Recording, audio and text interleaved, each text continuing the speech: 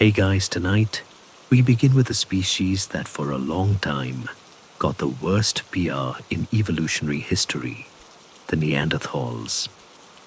For over a century, they were portrayed as knuckle-dragging, club-swinging cavemen with the IQ of a potato, which is a little unfair to both Neanderthals and potatoes.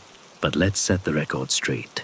Neanderthals were a highly successful human species who thrived for hundreds of thousands of years in some of the toughest environments Earth could throw at them. While modern humans were still figuring out how not to burn themselves on fire, Neanderthals had already mastered survival in freezing climates, coordinated group hunting, and brace yourself, possibly even fashion. More on that later. They emerged around 400,000 years ago and lasted until about 40,000 years ago.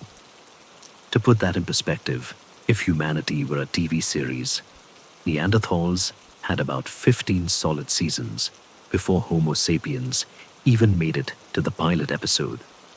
Their range stretched from the Atlantic coast of modern-day Spain to the mountains of Siberia, and for most of that time, they ruled their frosty domain with the quiet competence of someone who knows exactly what they're doing, but doesn't feel the need to brag about it. Everything about their bodies was adapted to the cold. Short limbs to minimize heat loss, barrel-shaped chests to hold massive lungs, and skulls that were frankly built like fortresses. Their noses weren't just big, they were functional radiators warming air before it reached their lungs. So while modern humans were busy catching frostbite, Neanderthals were breathing like it was a mild spring day. The first Neanderthal fossil was discovered in 1856 in the Neander Valley of Germany, hence the name. At the time, the world wasn't quite ready to accept that another kind of human had once roamed the earth, so naturally, we labeled them stupid, hairy, and brutish.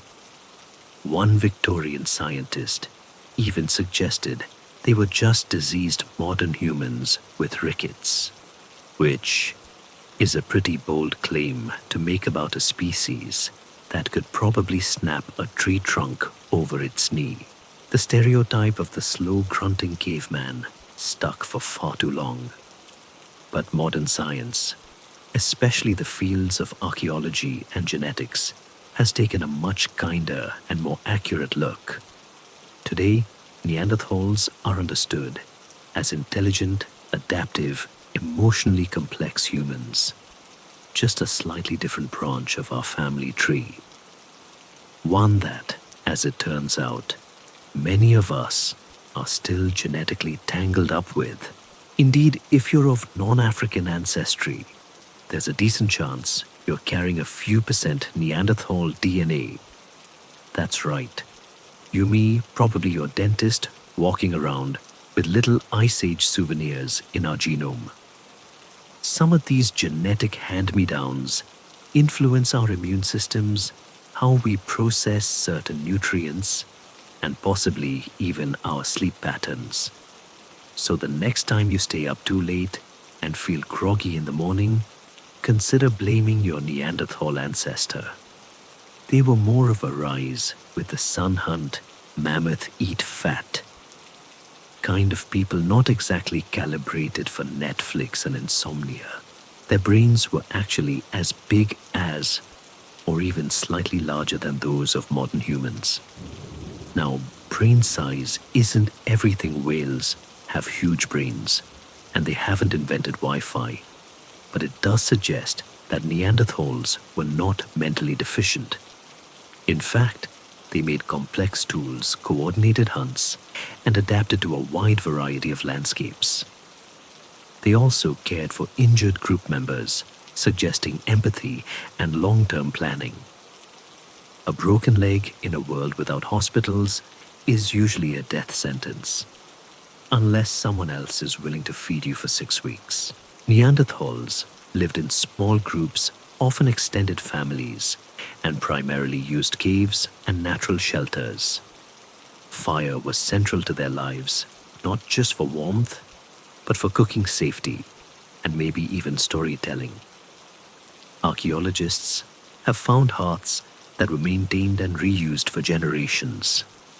You can almost picture it now, a quiet evening in the cave, mammoth stew bubbling away, and someone in the corner shaping flint into a blade, while a child asks, how many hyenas did Grandpa fight again?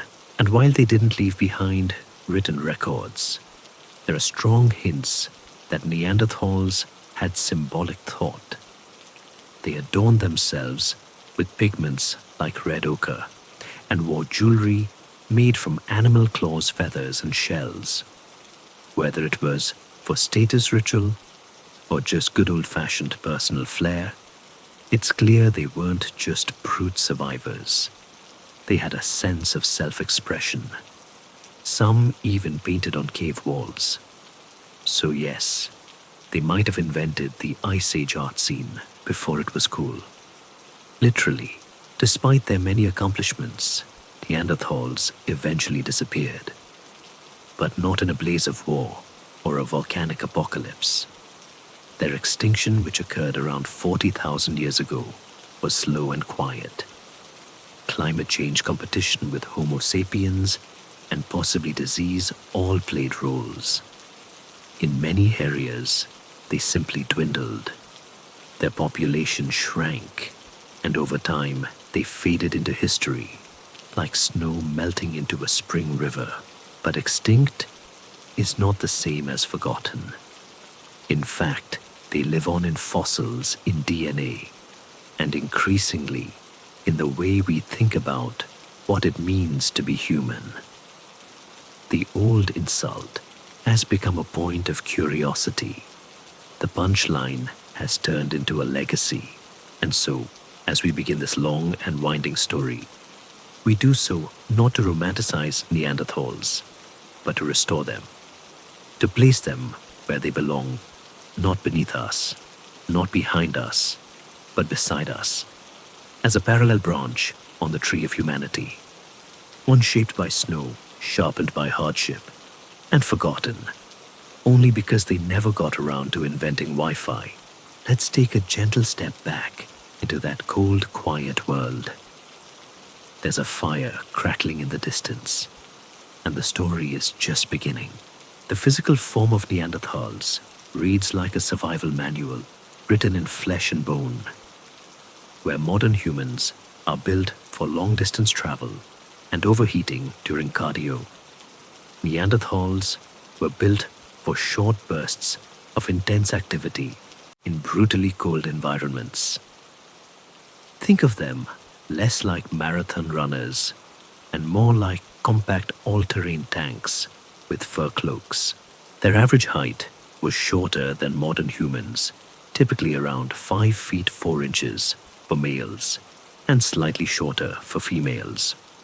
But what they lacked in stature, they made up for in density.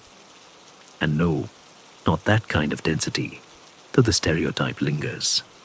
Their bones were thick and curved, not because of poor posture, but because they supported an incredible amount of muscle. In fact, if you took the average Neanderthal and placed them next to a modern gym enthusiast, there's a decent chance the Neanderthal would still look like the one who wins the arm wrestling contest. Their upper body strength was immense. Broad shoulders, thick necks, and wide pelvises gave them a stability and power unmatched by any other human species. This wasn't just decorative. Their strength served a clear purpose. They hunted megafauna giant creatures like woolly rhinoceroses, reindeer the size of SUVs, and mammoths with tempers to match. To get close enough to bring one of these animals down with a thrusting spear. Yes, they favored thrusting rather than throwing. Meant you had to be incredibly strong, incredibly brave, and just a little bit out of your mind. Their hands were large and powerful too. Each finger bone looks more like a chunk of carved stone than the delicate sticks we're used to seeing on X-rays today. Their thumbs, especially, were robust, ideal for gripping spears, shaping flint tools, or wrestling with a particularly stubborn chunk of mammoth fat. Modern pianists have range. Neanderthals had torque, but their strength wasn't just about violence or survival. It also enabled delicate work. Evidence shows that Neanderthals crafted tools with fine detail. Their stone flakes were carefully shaped, their bone implements purpose-built. They even made adhesive using birch bark pitch, effectively inventing natural glue thousands of years before anyone thought to patent it. In other words, they were strong enough to break bones with their bare hands, but also gentle enough to make a serviceable hafted scraper. A lovely balance. Their lower bodies were just as formidable. Their short femurs, wide hips, and large feet made them excellent walkers over rugged terrain, though they probably didn't win many sprints. Think power hiker, not track star. The curvature of their leg bones suggests heavy use daily travel over steep slopes, rough ground, and slippery riverbanks. And probably without complaining about it on social media. One fascinating feature is their rib cage. Unlike the barrel-shaped rib cage of modern humans, Neanderthals had a wider, deeper chest. This allowed for larger lungs and greater oxygen intake, essential for cold environments and high-energy lifestyles. They needed a respiratory system that could keep up with all the hunting, climbing, hauling, and presumably dramatic sighing at the weather. And then there's the skull, arguably their most iconic feature. Heavy brow ridges, a low forehead, and a projecting midface gave them a distinct profile. If a Neanderthal walked past you today, you'd notice immediately, but maybe not for the reasons people used to think. These features weren't primitive, they were specialized. The wide nasal cavity warmed and humidified cold air. The thick brow ridges may have helped with facial stability and the sloping forehead. Well, brains come in many shapes. Theirs just happened to wear different hats. Their teeth were large and heavily worn even in young adults. This wasn't just from chewing tough meat. It's likely they used their teeth as tools, gripping hides or fibers as they worked. Imagine treating your front teeth like a third hand. Effective, but not recommended by your dentist. Taken together, their entire anatomy was shaped by their world. Ice, wind, hunger, danger. These were the sculptors of the Neanderthal body. And yet, for all that strength, there's something humble about them. They didn't build monuments or empires. They didn't sail across oceans or leave behind bronze statues. What they did leave behind was more intimate, the imprint of lives lived close to the ground, close to the fire, and close to each other. We can learn a great deal about them through these physical traces. Every bone fragment, every healed injury, every tool grip worn smooth by use tells us a story. It's a slow language written in calcium and silence, but it speaks volumes. Perhaps most remarkable is that they didn't just survive, they adapted with focus. Their bodies were not the result of random chance, but the careful work of evolution over tens of thousands of generations. Every curve, every joint, every sinew had a purpose. And while it's easy to romanticize the idea of a prehistoric superhuman, it's more accurate and more impressive to recognize them as what they truly were, humans, shaped with breathtaking precision for their world. In the end, Strength isn't always about muscles or bone density. Sometimes it's about endurance. Neanderthals were never flashy.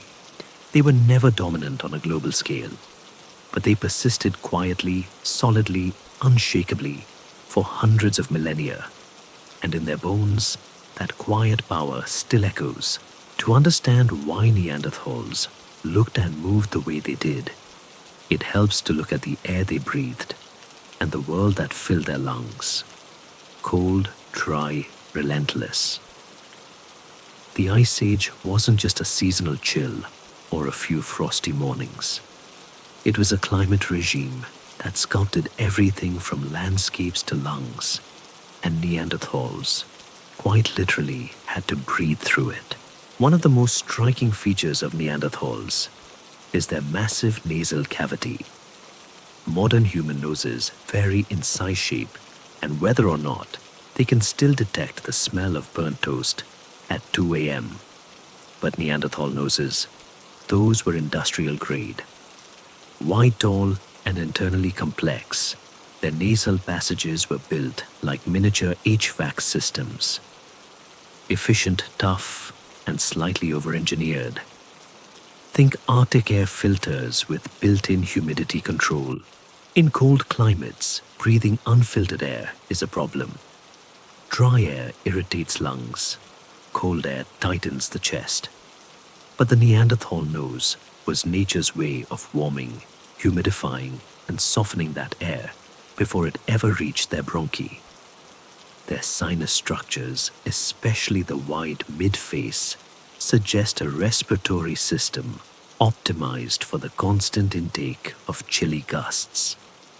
Essentially, they had the facial equivalent of preheating your oven before putting in the pizza. Their large rib cages supported this system beautifully. With a deeper, broader chest than modern humans, Neanderthals could draw in enormous amounts of oxygen. Helpful if you're chasing a mammoth or trying to haul 50 pounds of caribou meat up a slope before sunset. Less helpful, perhaps, for sitting still, but they didn't do a lot of that. Some scientists have even speculated that their breath was slightly warmer and wetter than ours, which is an odd sentence to say out loud, but makes perfect sense for an Ice Age species. If you've ever exhaled on a winter day and seen a puff of vapor, imagine that happening constantly for decades. Every breath a little cloud, every sigh a steam engine. Now, if all of this is sounding a bit too much like a biology textbook, let's take a step sideways. Consider this. While Neanderthals were optimizing their upper airways, like elite winter athletes, early Homo sapiens were still learning how not to trip over their own spears. We had language, yes, and innovation on our side, but Neanderthals had something else, an unshakable equilibrium with their environment. They weren't just visitors in the cold. They belonged to it. Their faces, too, were part of this system.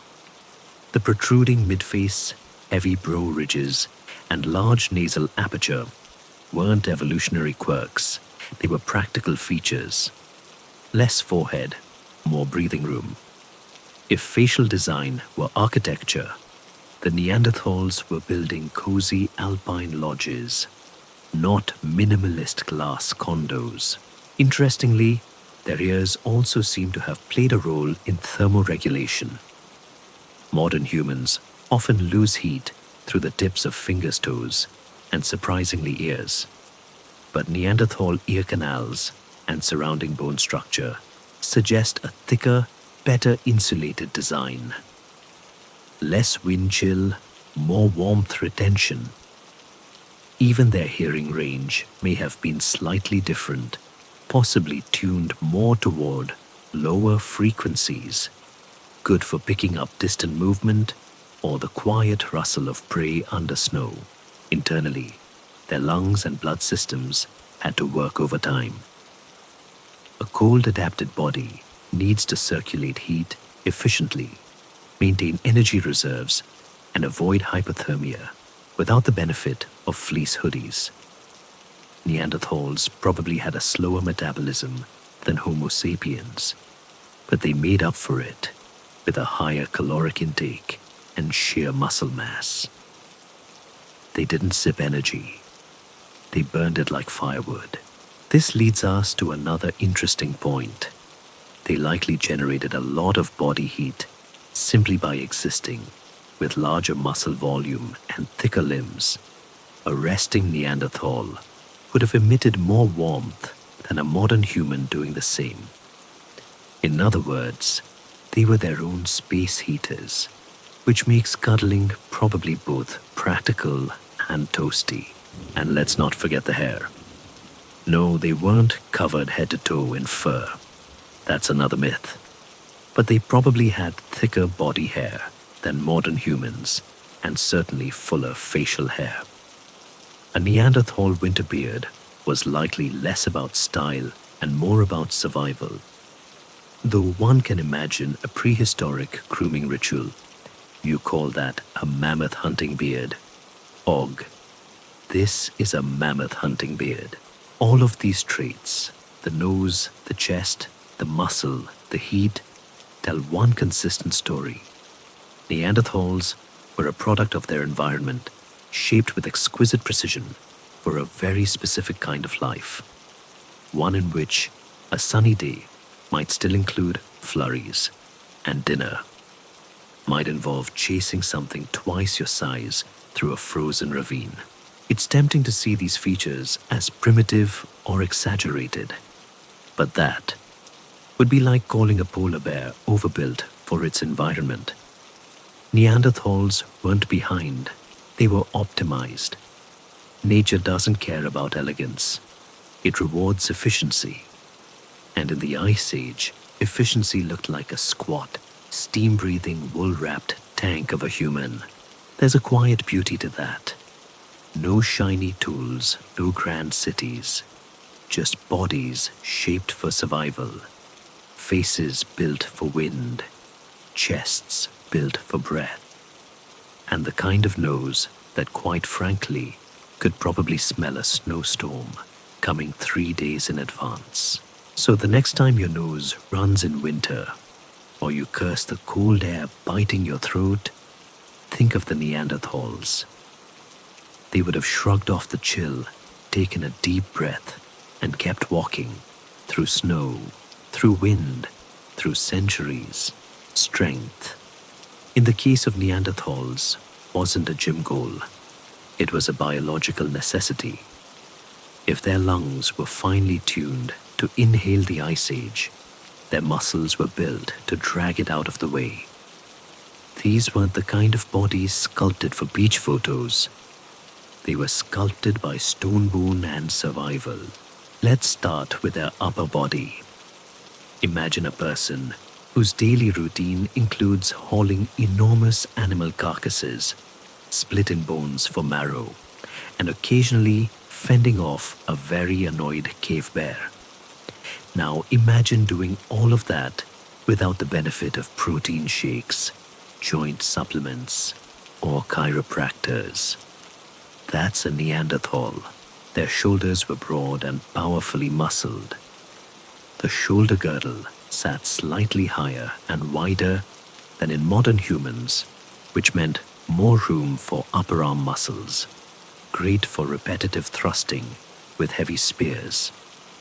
Their humerus, the upper arm bone, was thick and slightly curved, capable of absorbing tremendous stress without snapping. A modern athlete might train years to throw a javelin once. A Neanderthal could do it daily and then go wrestle dinner afterward. Their grip strength was likely immense. With thick fingers, robust metacarpals, and muscular forearms, Neanderthals could manipulate tools or carry loads that would leave most modern humans begging for a hand truck.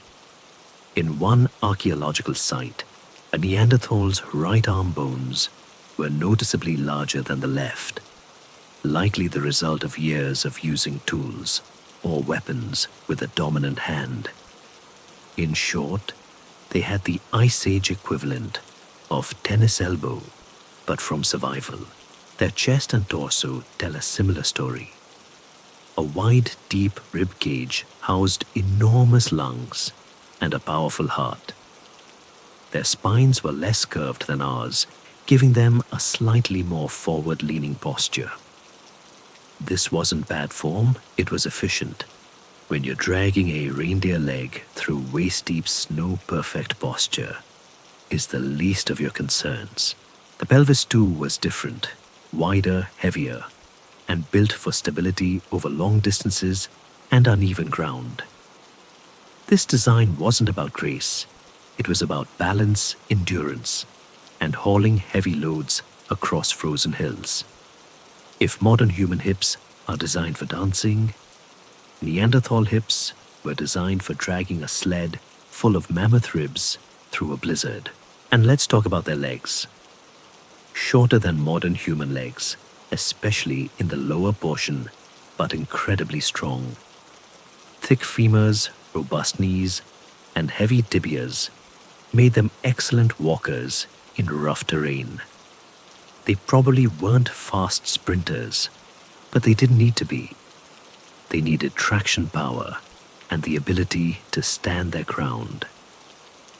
In a foot race, Homo sapiens might win, but in a snowstorm, tug of war against gravity, and a full sack of bones, Neanderthals had the edge.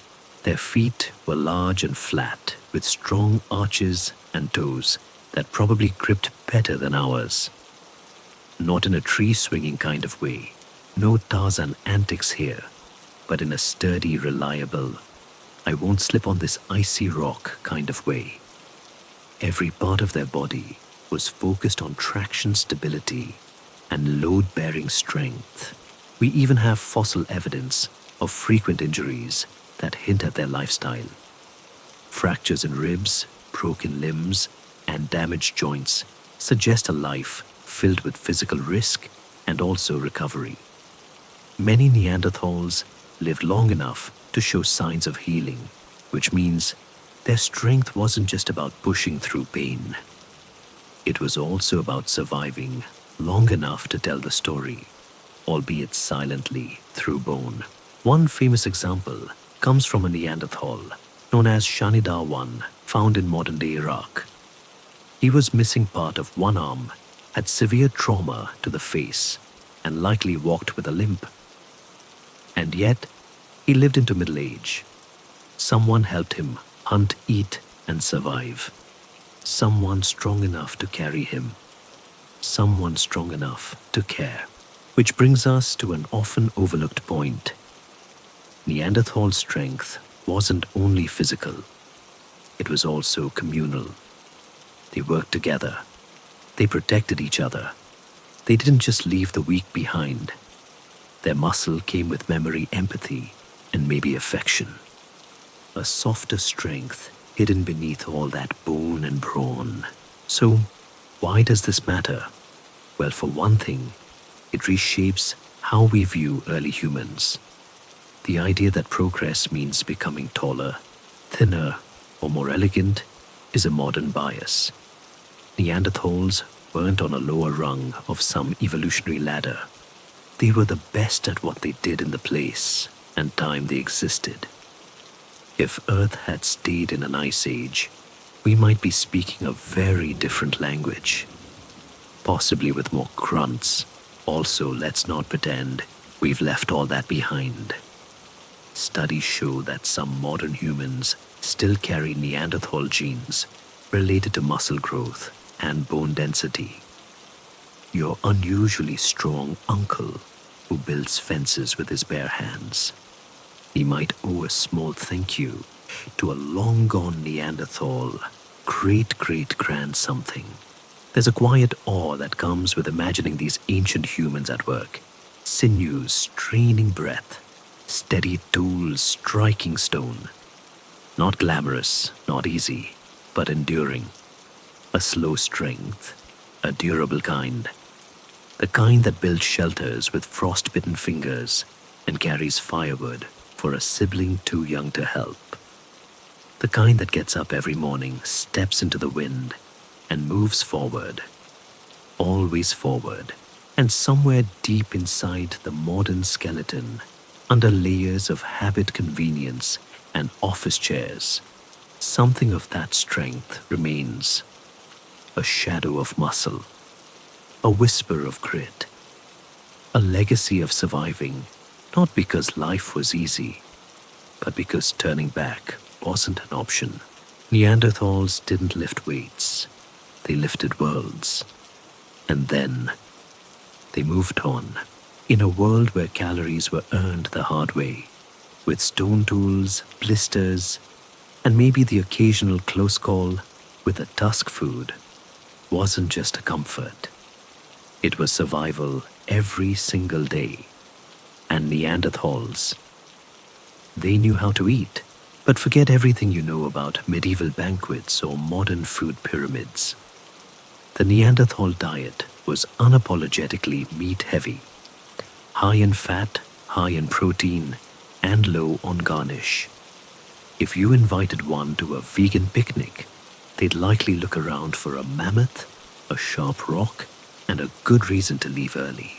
For much of their existence, Neanderthals lived in cold climates, where edible plants were seasonal and unreliable. Carbohydrates were rare.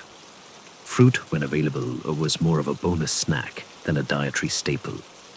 Instead, their menu was dominated by red meat reindeer, bison, woolly mammoth wild horses, even the occasional rhinoceros. If it had legs and wandered too close, it was fair game. Stable isotope analysis of Neanderthal bones has shown that their nitrogen levels were consistent with top-level carnivores. In simple terms, they were eating like lions, and not just nibbling. They were consuming large quantities of animal protein on a regular basis. Their lifestyle demanded it. Fuel for those massive muscles, those treks across freezing terrain, and those long days of tool making and fire tending. But they weren't just tearing into raw slabs of meat like a cartoon caveman. They cooked. We know this because burned bones, charred residues, and hearth remains have been found at many Neanderthal sites. Fire-softened food made it easier to digest and likely enhanced flavor, though their spice rack probably wasn't extensive. No thyme, no basil, just smoke and hunger. And let's not underestimate their culinary range. In some regions, Neanderthals incorporated seafood into their diets, mussels, seals, even dolphins. At a coastal site in Portugal, shellfish remains suggest they harvested from tidal zones. And in caves near Gibraltar, bones of monk seals and seabirds imply they were willing to brave the shore spears in hand to vary their protein sources. So yes, technically, they were flexitarians with an emphasis on the flex.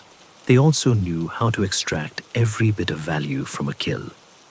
Bones were cracked open for marrow, hides were stripped for clothing, and tendons likely used for binding tools or sewing. Some evidence even suggests they boiled bones in hide-lined pits or heated stones to extract bone grease. That's a level of effort modern diners rarely show for anything that isn't wrapped in bacon or deep fried. Still, the occasional vegetable did make an appearance.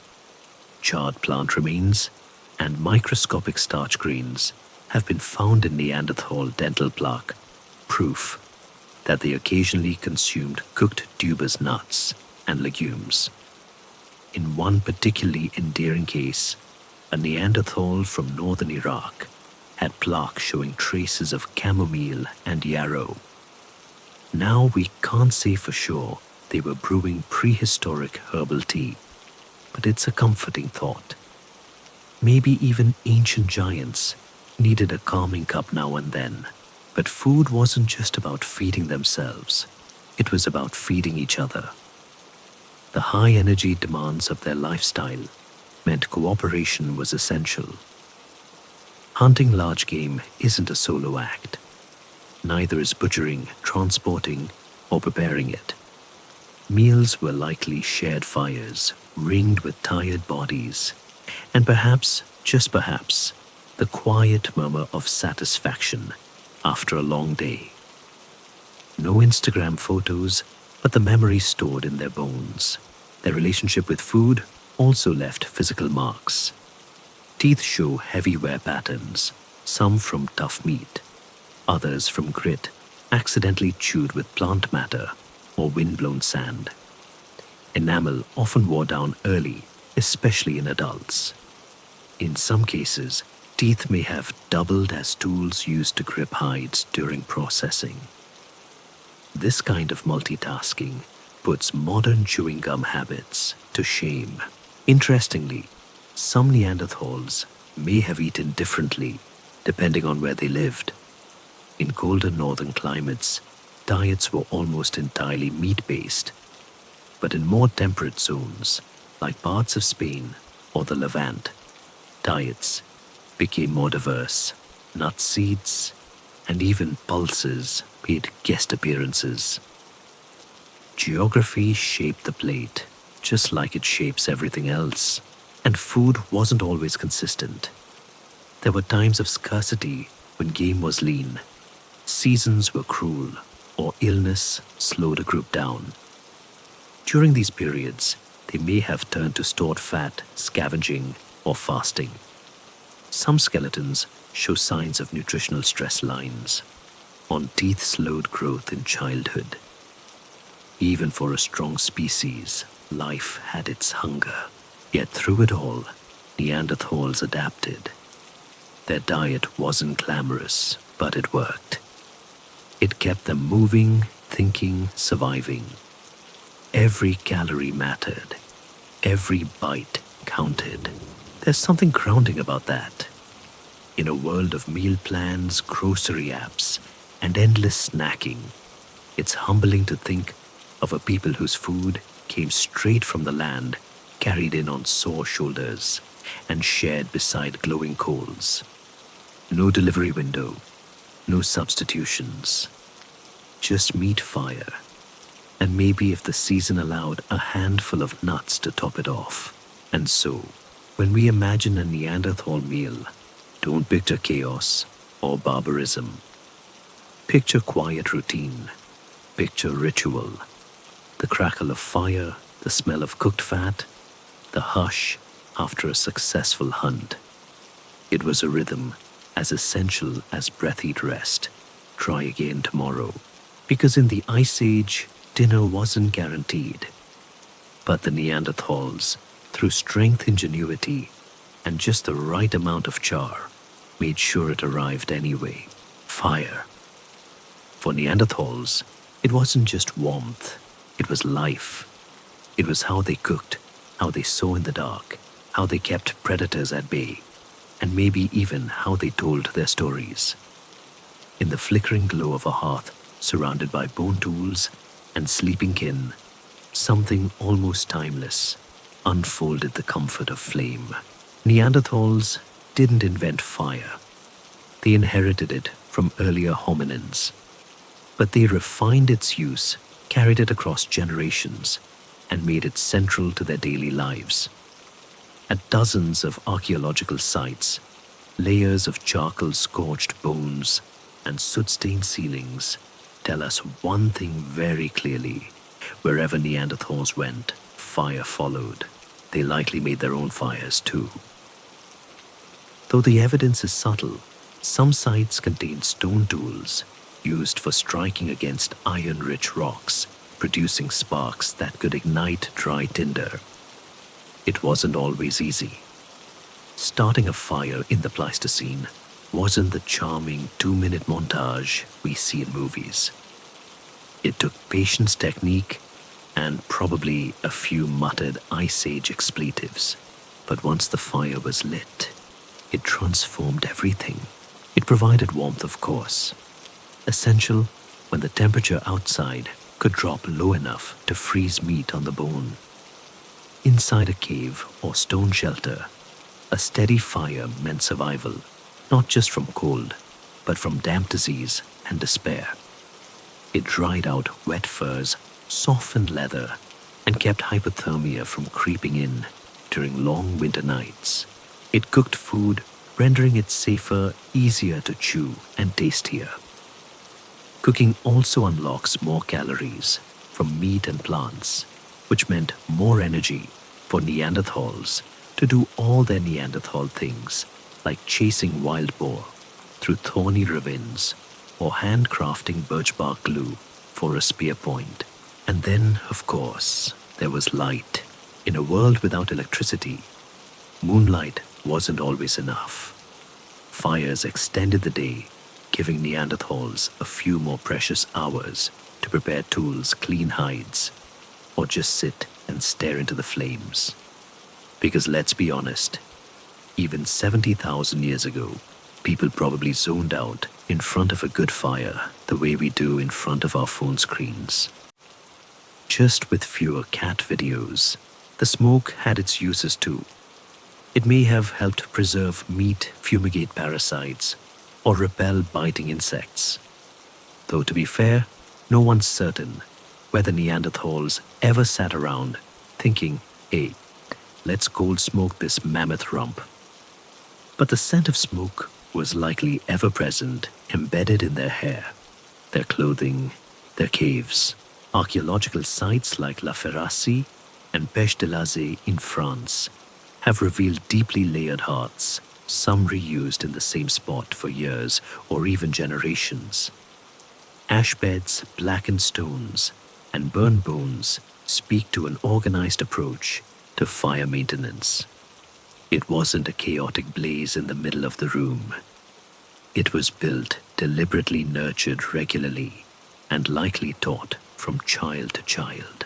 Children probably learn to sit near fire the same way modern toddlers learn not to touch a stovetop, through gentle scolding, careful imitation, and the occasional minor mistake. A child who understood fire was a child who might survive the winter. So that knowledge was precious. Fires may also have shaped their social lives. Picture a group of Neanderthals sitting close, sharing food, fixing tools, and exchanging glances over the embers. Maybe there were no epic stories or formal language, but surely there were gestures, murmurs, laughter even. In the presence of fire, people tend to relax. Even Ice Age people. Could they have sung, hummed bang two bones together just for fun? It's not impossible. Rhythm is ancient. So is curiosity. And there's something very human about staring into dancing flames and letting your mind wander. Maybe Neanderthals did too.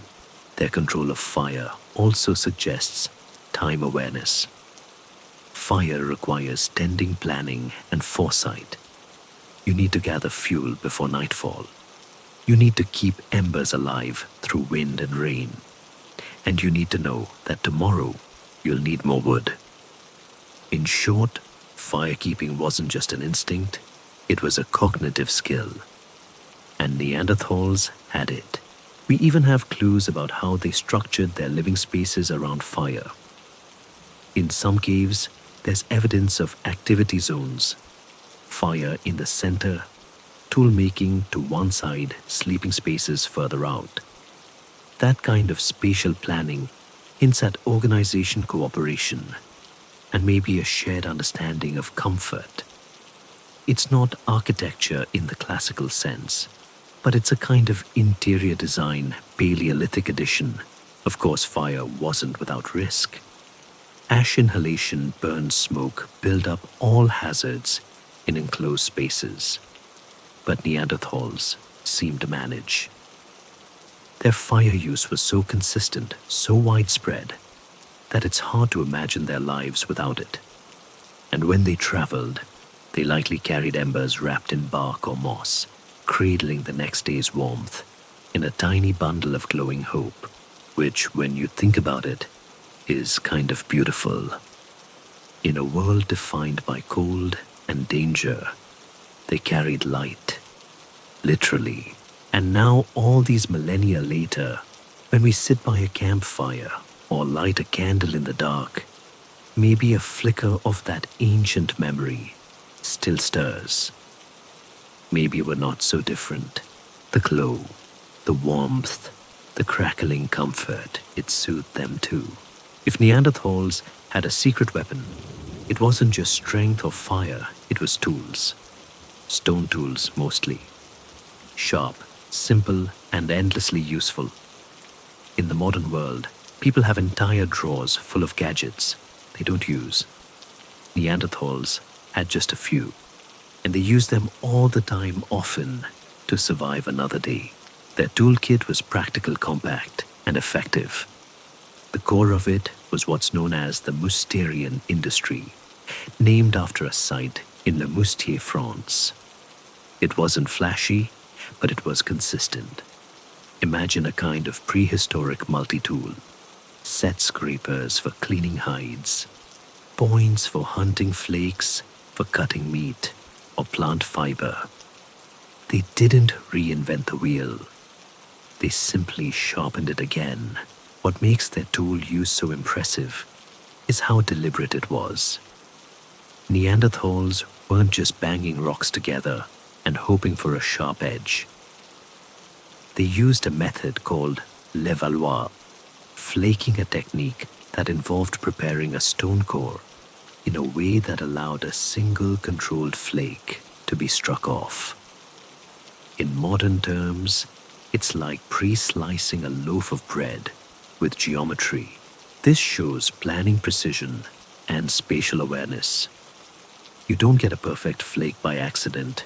You have to see the shape inside the rock before you strike it. Some Neanderthal sites show hundreds of discarded flakes and cores, suggesting not just tool making, but workshops, places where skills were practiced, passed down, and perhaps even improved. The materials weren't just whatever was lying around. Neanderthals often selected high-quality stone flint, quartzite, obsidian when available. They would sometimes travel long distances or trade across groups to acquire the best raw material. They weren't just making tools. They were thinking like engineers. They also hafted tools attaching stone points to wooden handles using sinew plant fiber and a type of birch bark clue. Yes, clue. Made by heating birch pitch in low oxygen environments. Not exactly something you stumble on by accident. It's chemistry with a campfire. This kind of innovation required understanding multiple material stone that could hold an edge wood, that wouldn't snap under pressure, glue that would hold in cold weather. The result? Tools that could be reused, repaired, and adapted. Practical, deadly, and durable. Neanderthals didn't just hunt with spears. They butchered scraped hides, carved wood, and perhaps even worked bone or antler into finer instruments. And they weren't wasteful. Once a tool wore down, it might be resharpened or repurposed into something else. Every shard had potential, and this wasn't a lone genius at work in a corner. These skills were shared across communities, taught to the young, refined by the experienced. Children likely watched their elders chip flakes off, flint, copying the rhythm, learning the dangers. Yes, there were probably a few unfortunate cuts, and eventually mastering the craft. Even in places with poor quality stone, Neanderthals made do. They adjusted, they adapted. In one cave, tools were made from local crumbly rock, clearly not ideal, but they still served their purpose. A reminder that skill can sometimes make up for materials. Ask any modern DIYer with duct tape and too much optimism. And the evidence isn't just in Europe. Neanderthal tools have been found from the Atlantic coast to Central Asia across thousands of miles and tens of thousands of years. That's a level of consistency that even some modern companies would envy. No logos, no patents, just quality you can trust when you're hunting something that weighs 2 tons. Interestingly, Neanderthal tools remained relatively unchanged for a very long time. Some interpret this as a lack of innovation, but it might simply reflect the effectiveness of what they already had. When something works, why change it? After all, the spoon hasn't changed much in centuries, and nobody's complaining. However, there's growing evidence that in the later stages of their existence, Neanderthals began to experiment more. They started to incorporate new tool types, some possibly influenced by contact with Homo sapiens. These included finer blade tools, bone instruments, and even decorative objects. But long before that contact, they were already skilled. Their tools weren't beautiful in the museum sense, but they were elegant in purpose. Every edge had a reason. Every flake was part of a plan. Today we find these tools buried in caves and riverbeds, silent reminders of a people who made do with what they had and made it well. We display them in glass cases, read measurements off placards, and forget sometimes that they were once held by warm hands. Hands that chipped, carved, gripped, and passed them to the next generation with quiet pride. Because in the end, Neanderthal technology wasn't about gadgets. It was about continuity, adaptation, teaching, using the earth, shaping it, and leaving behind something that worked simple, strong, and sharp enough to carry on. If stone tools were Neanderthals' bread and butter, then clothing was their winter coat, literally. And in a world where hypothermia was a more immediate threat than embarrassment, dressing well meant dressing warm. Not fashionable, just functional. Sorry, no fur-trimmed capes or Ice Age haute couture. Neanderthals didn't have sewing needles, at least not in the way later Homo sapiens did. But that didn't mean they wandered the tundra shivering. They likely used sharp flakes and scrapers to process hides, removing fat and hair, and softening them into wearable material. Then, with a combination of leather thongs, sinew, and a whole lot of determination, they fashioned those hides into something resembling clothing. Think less tailored jacket and more strategically wrapped reindeer skin. Not elegant, but highly effective. Especially when you remember, they weren't just enduring winter, they were living in it year-round.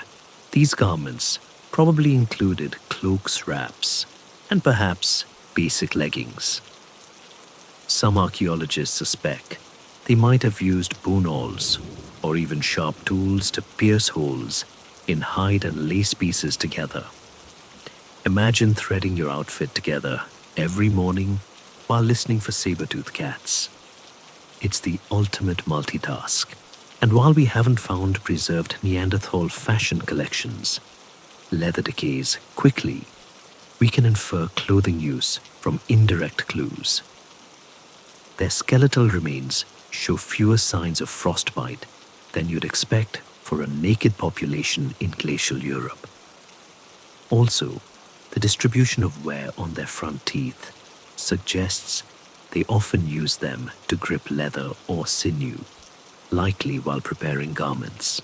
Speaking of teeth, remember, some Neanderthals showed distinct grooves worn into their incisors, possibly from pulling fibers or chewing on hide to soften it. Yes, They were the original fabric softeners. Their need for warm clothing also affected their shelter choices. Caves were popular, and for good reason. They were sturdy, windproof, and free, assuming no cave bears were already on the lease. But Neanderthals also lived outside of caves, constructing shelters from wood bones, animal hides, and stone. Circular arrangements of stones and bones in open-air sites suggest they built windbreaks or huts, probably with a fire crackling near the center. Some of these structures seem surprisingly sophisticated. At sites like Molodova in Ukraine, mammoth bones appear arranged into partial enclosures, possibly forming frames for hide coverings. A mammoth bone hut isn't cozy in the modern sense, but if you add firelight and a full belly, it becomes downright luxurious for the Ice Age. They adapted to their environment in creative ways. In especially frigid areas, they may have layered hides, lined bedding with moss or grass, and chosen south-facing slopes to catch the morning sun. It's the prehistoric version of optimizing your Airbnb settings. All of this speaks to more than just survival. It points to planning, to memory, to learning from mistakes. You don't accidentally build a decent shelter, tan a hide, or choose a good cave. You learn, you remember, you teach. And if we can imagine a group huddled together under shared hides warmed by fire bones piled neatly at the edge of camp, we might also imagine moments of rest, not just endurance, living, laughing, even sleeping in on the rare day when a mammoth wasn't nearby and the weather was merciful. Did they decorate their clothing? Add color? It's possible. Some pigments like ochre have been found at Neanderthal sites. Red and yellow powders may have been used for body painting, hide coloring, or ritual. It's hard to say. But if so, that implies something beyond utility. Aesthetic choices, maybe even pride. And that's the quiet revelation here for all their rugged efficiency. Neanderthals weren't robots. They made things, fixed things, cared enough to wrap themselves and their children in layers of warmth. That's not just biology, that's culture. When you picture them now, don't imagine a brute in a tattered rag. Picture someone patient, someone skilled, someone sitting by a fire, scraping hide with a stone blade, tying knots with practiced fingers, and listening to the wind shift outside. Cold, yes, but not unprepared. Because Neanderthals didn't just survive the Ice Age. They dressed for it. For a long time, Neanderthals were imagined as grunting loners, solitary, grim-faced, and emotionally unequipped for anything beyond survival. But as more evidence accumulates, that picture is melting faster than an Ice Age glacier in July.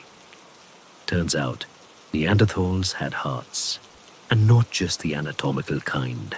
Let's start with the injuries. Fossil remains show numerous Neanderthals who suffered serious trauma, broken limbs, crushed facial bones, degenerative joint disease. And yet, many of them lived long after those injuries occurred. One individual, famously known as Shanidar I, had a withered arm, partial blindness, and hearing loss. Not exactly the ideal mammoth hunter, but he lived into old age. That means someone helped him, brought him food, kept him warm, protected him from predators. And not just once, but over months or years. That's not just instinct, that's care. A commitment that says, you matter. You're one of us. And that, in any era, is a profoundly human thing. Then there's the question of burial. For decades, Scholars argued over whether Neanderthals intentionally buried their dead. At sites like Shanidar Cave and La Chapelle aux Saints skeletons have been found in positions that suggest careful placement. Some even appear to have been laid in shallow pits with stone tools or animal bones nearby. And in one famously debated case, pollen grains were found around a Neanderthal skeleton, leading some to suggest the body was buried with flowers. Critics later questioned whether burrowing rodents might have introduced the pollen. But whether it was a floral farewell or just some particularly botanical mice, the idea still lingers. Maybe they marked their dead. Maybe they mourned. Even without flowers, deliberate burial would mean planning memory and ritual. It would mean recognizing that someone had passed and choosing not to simply walk away. And that's not the only emotional trace. There's growing evidence that Neanderthals cared for their young for years just as humans do. Infant and child remains are found in proximity to adults. Juvenile skeletons show growth disruptions suggesting periods of illness or malnutrition, but also signs of recovery, which implies that someone stuck around to help them through. And then there's the social clue cooperation.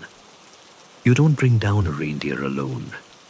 You don't build a shelter from mammoth bones without a few strong backs and some shared decision-making.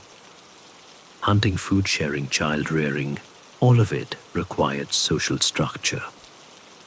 Not a civilization in the modern sense, but a network of support, a family, a clan, a group that knew who was missing when someone didn't come back from the hunt. Did they have language? We can't know for sure, but their anatomy suggests they might have. Neanderthals had a hyoid bone, the small horseshoe-shaped bone in the throat that supports speech. They also had a brain structure that, while different in shape from ours, was large and complex. Combine that with evidence of social cooperation and planning, and it's not unreasonable to think they communicated in sophisticated ways. Maybe not Shakespeare, but certainly something richer than grunts. Maybe tone gesture repetition. Maybe nicknames, warnings, even lullabies.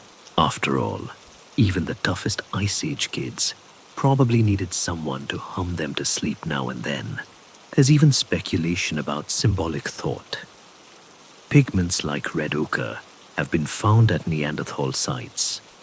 Not enough to open an art gallery, but maybe enough for body paint, hide decoration, or even meaningful marks.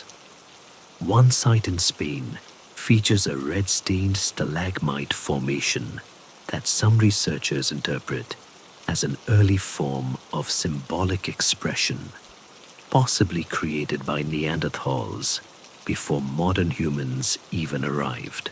Skeptics urge caution. But still, if true, it means Neanderthals didn't just live in the moment. They imagined, they represented, they reached for something abstract. And what about laughter? We don't have fossils for that. But social species tend to play. Apes do.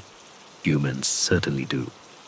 And if Neanderthals lived in tight groups, worked together, raised children, and mourned the dead, it's hard to believe they didn't also share a few chuckles, maybe over a successful hunt, or a failed one, or that time when Uncle Krug tried to sit on a snow-covered boulder and missed entirely.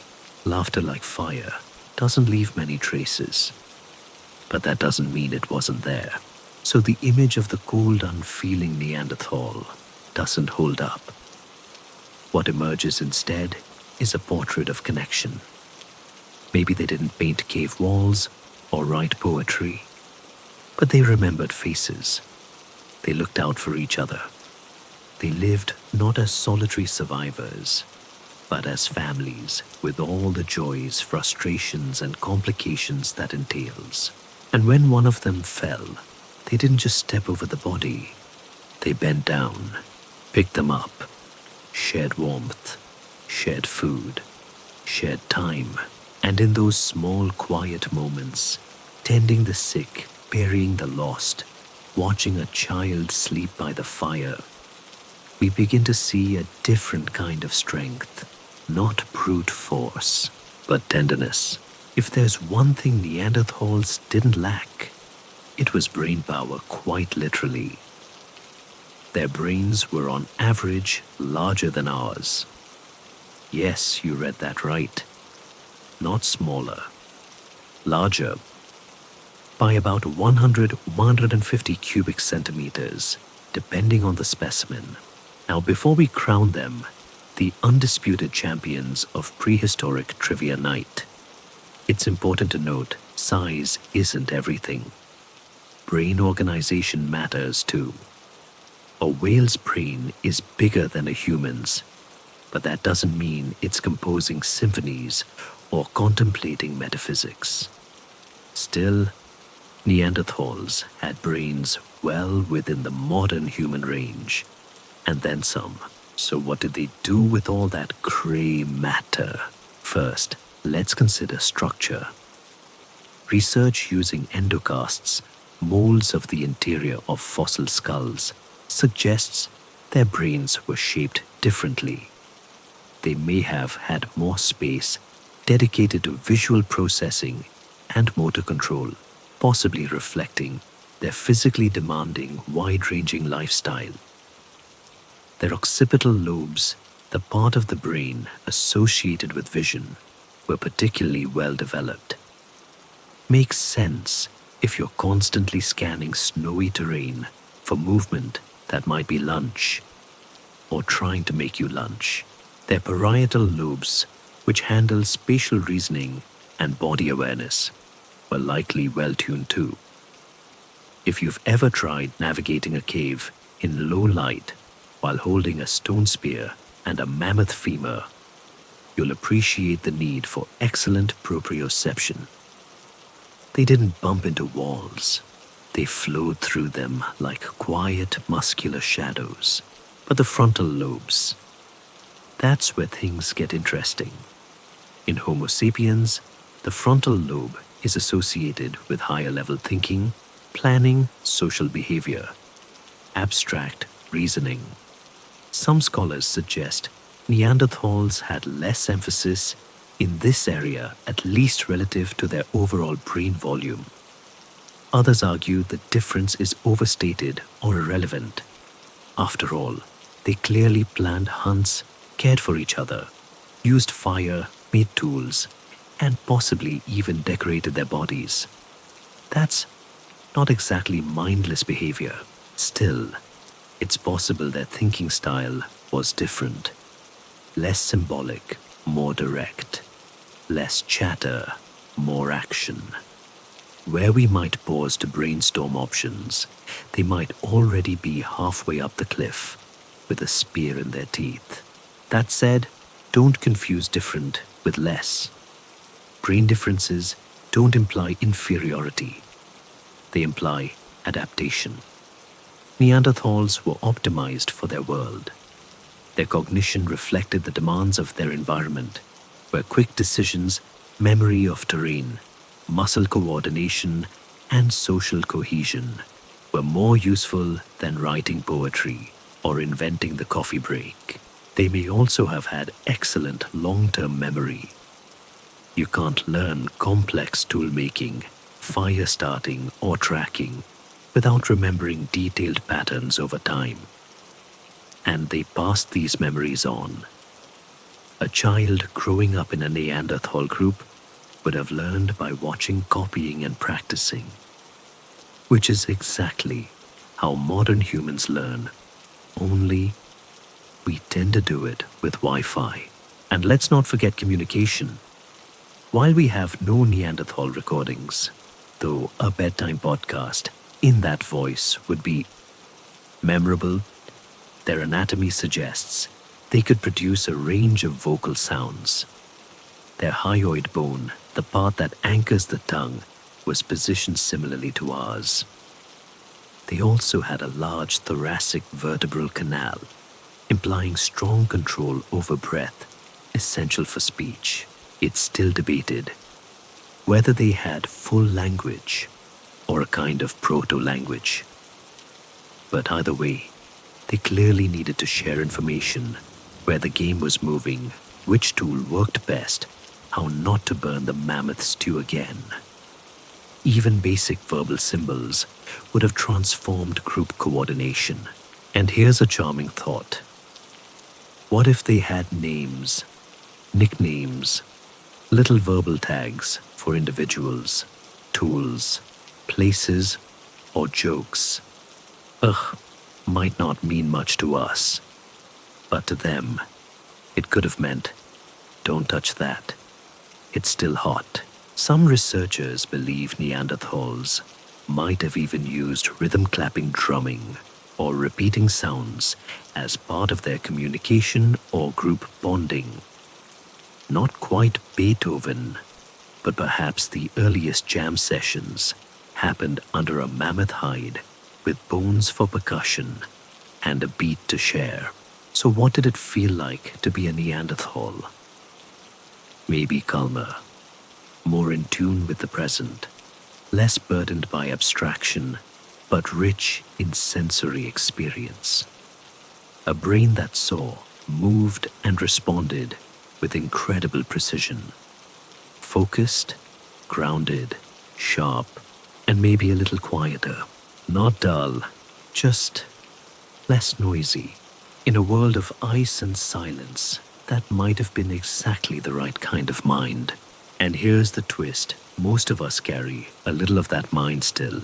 Modern DNA analysis has revealed that many people of non-African ancestry have 1 to 2% Neanderthal DNA.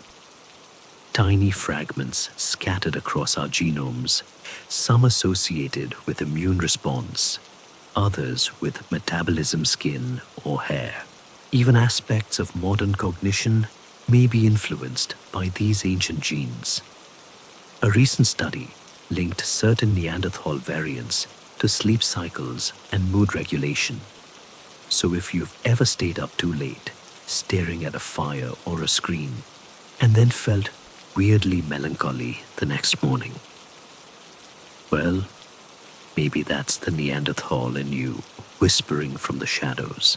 Not bad for a species once written off as dumb brutes, because in the folds of their ancient brains lived awareness, instinct, maybe even a flicker of imagination. Something more than muscle, something like thought. Picture a typical Neanderthal morning, not with coffee or traffic or forgetting your password again. Instead, imagine icy breath hanging in the air, embers from last night's fire glowing low, and the first soft crunch of snow beneath thick, calloused feet. Because for Neanderthals, every day started with a single question: survive how? Their daily life wasn't filled with endless drama or non-stop saber-toothed cat chases. It was rhythm, repetition, and routine. They weren't just battling nature, they were managing it. And that management looked a lot like work. Let's talk chores. Neanderthals had no weekends, no paid time off. But they did have structure. Certain members likely specialized. Some hunted, some prepared hides, others tended fires or sharpened tools. This doesn't mean they had job titles, head of mammoth strategy, Northern Division, but it does suggest division of labor. For example, scraping animal hides into usable clothing was time-consuming and required skill. Kids and elders may have taken on more stationary tasks like this, while younger adults tackled high-risk activities like hunting. This shared workload made survival possible. It also hints and a sense of time of daily tasks that had to get done before the sun dipped behind the glacier. Food prep was another major activity. After a successful hunt, carcasses had to be butchered, meat dried, or cooked bones cracked for marrow. This was no fast food. It was hard labor. But oddly enough, communal labor. Groups likely gathered around the fire to help slicing, roasting, sharing stories, or at least grunts, while steam rose from sizzling meat. We can't know exactly what was said, but the act of working together, togetherness itself, leaves traces. In the wear patterns on teeth, in the soot-blackened cave walls, in the symmetry of stone hearths, passed from one generation to the next. Children weren't passive observers either. From a young age, they probably learned by doing. Watch an elder skin a rabbit. One day, try it the next. Drop the flint, get corrected. Drop it again, get corrected again. But eventually, they'd learn. It was a life built on repetition and mentorship. Not formal schooling, but education nonetheless. We can even glimpse hints of games or play. At some archaeological sites, oddly shaped rock shells and pieces of bone that seem to serve no practical function have been found in contexts suggesting Neanderthal children handled them. No proof of toy stores, obviously, but perhaps of idle moments, curious minds, and the universal tendency of kids to pick up something weird and carry it around for no reason at all. And what about rest? Neanderthals certainly needed it. Their lifestyle was physically demanding constant walking, climbing, lifting, and exposure to the elements. Rest likely came in short bursts during the day and longer sleep during the night, especially near fire. No pillows or memory foam, just fur's dried grass and maybe a relative's elbow. Shelters helped. While caves offered protection from wind and predators, many groups lived in open-air sites as well. These were likely arranged with care windbreaks, built from stone or bone fire in the center sleeping areas. On the warmer side, perhaps even designated zones for different tasks. Their world wasn't tidy, but it wasn't chaotic either. And every day the cycle continued. Gather, hunt, repair, teach, rest, repeat. This rhythm helped them thrive across thousands of years, and landscapes from chilly France to the dry Levant to the mountains of Central Asia, even art if it existed, might have been part of the rhythm. Simple markings, pigments, or decorated objects may have been made during downtimes between tasks while resting, or as a way to mark time or meaning. Some researchers believe ochre stains on tools and bones suggest not just utility, but expression. A moment of creativity in a life ruled by necessity. One thing is clear: Neanderthals weren't aimless wanderers. They lived in groups, planned activities, divided responsibilities, and worked with intention. It wasn't glamorous, but it was effective. And in a quiet way, kind of beautiful, because their lives weren't all about heroic hunts or dramatic rescues. They were also about sitting down with family, teaching a child to strike flint, sharpening a scraper by firelight, watching snowfall while chewing on a tough piece of dried reindeer. Modern life is filled with noise and novelty. Neanderthal life was filled with presence, attention to the now, focus on what was in front of them because it had to be. They didn't invent the wheel, but they invented routine. They didn't write poetry, but they shaped days with meaning. Their legacy isn't carved in stone tablets. but in worn tools, healed bones, and the faint outlines of hearts long cooled. And maybe, just maybe in the quiet moments of your own life, when you fix something with your hands, teach someone younger than you, or simply watch firelight flicker on the wall, you're closer to them than you think. Neanderthals weren't just hunkered down in caves, waiting for the next mammoth to wander by. They were explorers, slow, sturdy, and persistent. Over thousands of years, they spread across vast regions of Europe and Asia, adapting not only to new climates, but to the many moods of Ice Age Earth.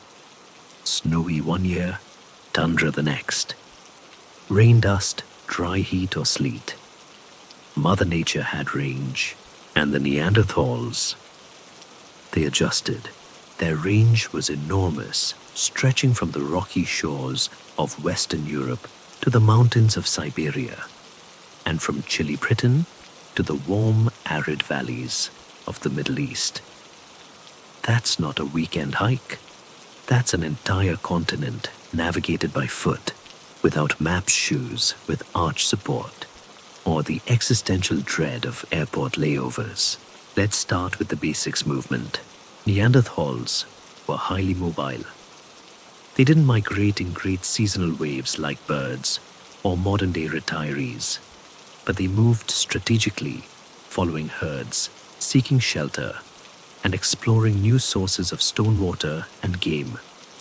Some groups stayed within a home range, revisiting familiar places like seasonal camps. Others wandered farther. Fossil evidence shows certain stone tools were transported dozens, even hundreds of kilometers from their original quarry sites. And no, they weren't getting free shipping. They carried what mattered: the good flint, the reliable bones, the memories of a path that led to safety. But it wasn't just geography that changed. The Ice Age Earth was a shifting mosaic of environments. Glaciers advanced and retreated like indecisive party guests.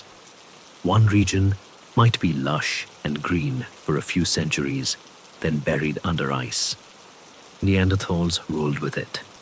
When the weather turned, they moved or adapted. In colder zones, like Northern Europe, they relied heavily on meat-built windproof shelters and likely wore thicker layered hides. In milder climates, say Iberia or the Levant, they mixed in more plant foods, used different tools, and probably didn't need as many mammoth blankets. We see this flexibility in the archaeological record. Tools vary slightly by region, adapted to local stone or hunting needs. Shelter styles shift, fire patterns change, and dietary remains tell different stories. It's as if each Neanderthal group wrote their own tiny chapter of survival, shaped by the land beneath their feet, and sometimes those feet took them to remarkable places. In Siberia, at Denisova Cave, the remains of Neanderthals have been found alongside those of another hominin group, the mysterious Denisovans. This wasn't just a chance encounter. Genetic studies suggest they interbred. In fact, one individual from that very cave, nicknamed Denny, was half Neanderthal, half Denisovan. And yes, people were already mixing it up 90,000 years ago. In Western Europe, Neanderthals braved steep hills, stormy coasts, and deep forests. In the Middle East, they navigated open steppe, rocky deserts, and lush river valleys. In each location, they adapted sometimes subtly, sometimes dramatically. Their tools changed, their diets shifted, their shelters evolved. They were like the ultimate Ice Age backpackers, rugged, resourceful, and not above setting up camp wherever the scenery looked decent and the mammoths weren't already booked. What's more, Neanderthal groups likely kept in contact directly or indirectly across vast distances.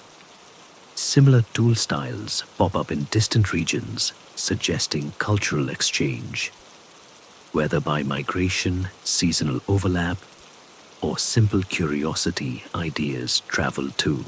And travel wasn't just horizontal, it was vertical. Some sites show evidence that Neanderthals climbed into mountainous terrain to hunt or gather stone. No easy feat, especially when your footwear consisted of stitched hides and hope. But they did it. They climbed, they crossed rivers, they endured blizzards, all without GPS. Why? Because survival depended on knowing the land, not just where things were, but when they'd be there. Migrating herds didn't announce their schedules. Rivers didn't publish flowcharts. Neanderthals had to read the ground, the sky, the tracks in the mud. They needed memory, observation, judgment, and of course, strong legs. And they didn't travel empty-headed. Knowledge moved with them about where to find shelter, which caves had the best light, which valleys had the best reindeer, which springs didn't taste like something died in them. This oral mapping passed from one generation to the next was probably more valuable than any artifact. So when we imagine Neanderthals as fixed static cave dwellers, we miss the bigger picture. They weren't just surviving in one spot. They were surviving across landscapes, across seasons, across entire continents. They were dynamic, responsive, and remarkably well-traveled for people who never invented the wheel. And somehow, despite it all, they left behind traces, stone flakes, charred bones, a few scattered footprints hardened in mud. The quiet evidence of movement, of presence, of lives lived fully, even in a world constantly shifting beneath them. And perhaps as they gazed at a setting Ice Age sun, whether in France or Georgia or the Altai Mountains, they saw not a border, but a possibility. The land ahead was unknown, yes, but it was theirs to explore. When it comes to food, Neanderthals had one simple rule: eat what you can when you can, and ideally, don't become the meal. They were omnivores, flexible eaters, who adapted their diet to the environment, the season, and the mood of whatever animal happened to be nearby. Mammoth delicious, deer absolutely, pine nuts and mushrooms. Why not? Bark well. Maybe just a nibble. Let's start with the meat. Neanderthals were serious hunters. This wasn't occasional scavenging or nibbling leftovers. They went after big game red deer, ibex reindeer, aurochs, even the occasional woolly rhinoceros. Yes, rhinoceros. That's not a typo. Apparently, they liked a challenge. Hunting these animals wasn't a solo mission. It required planning, teamwork, and guts, especially if your primary weapon was a sharpened stick. Neanderthal spears were likely thrusting weapons used at close range. That means they had to get near their prey, like really near. Not zoom in with your camera, near more like hope it doesn't notice you breathing near. This approach carried risks, and their skeletal injuries suggest that Neanderthal hunting was, let's say, high impact.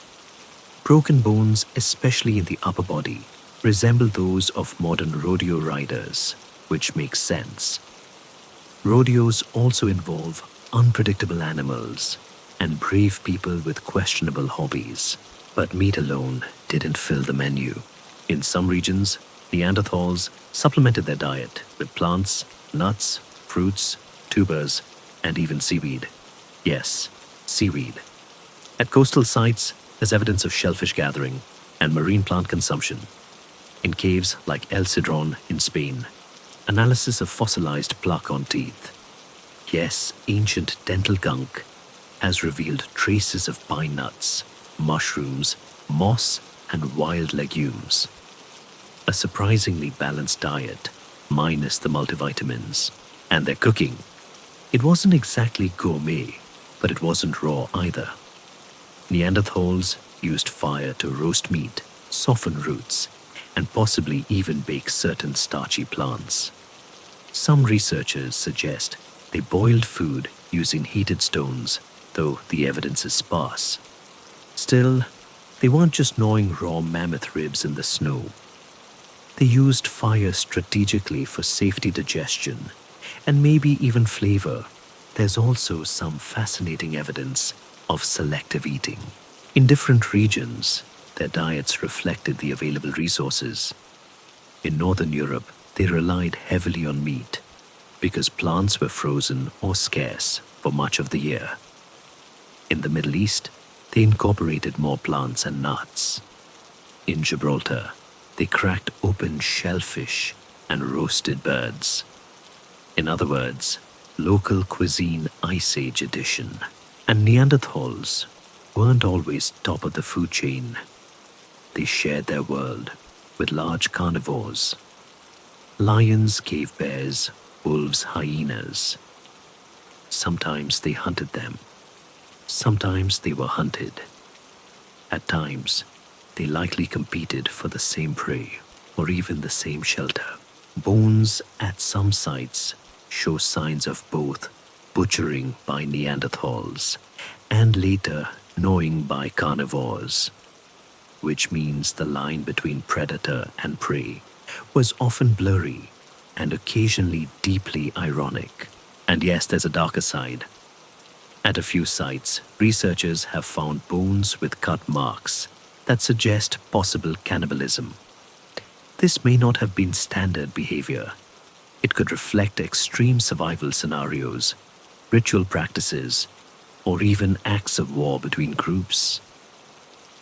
Whatever the cause, it reminds us that Neanderthals, like us, were capable of both tenderness and desperation. Still, most of their meals were far less dramatic. Imagine a day in Neanderthal life.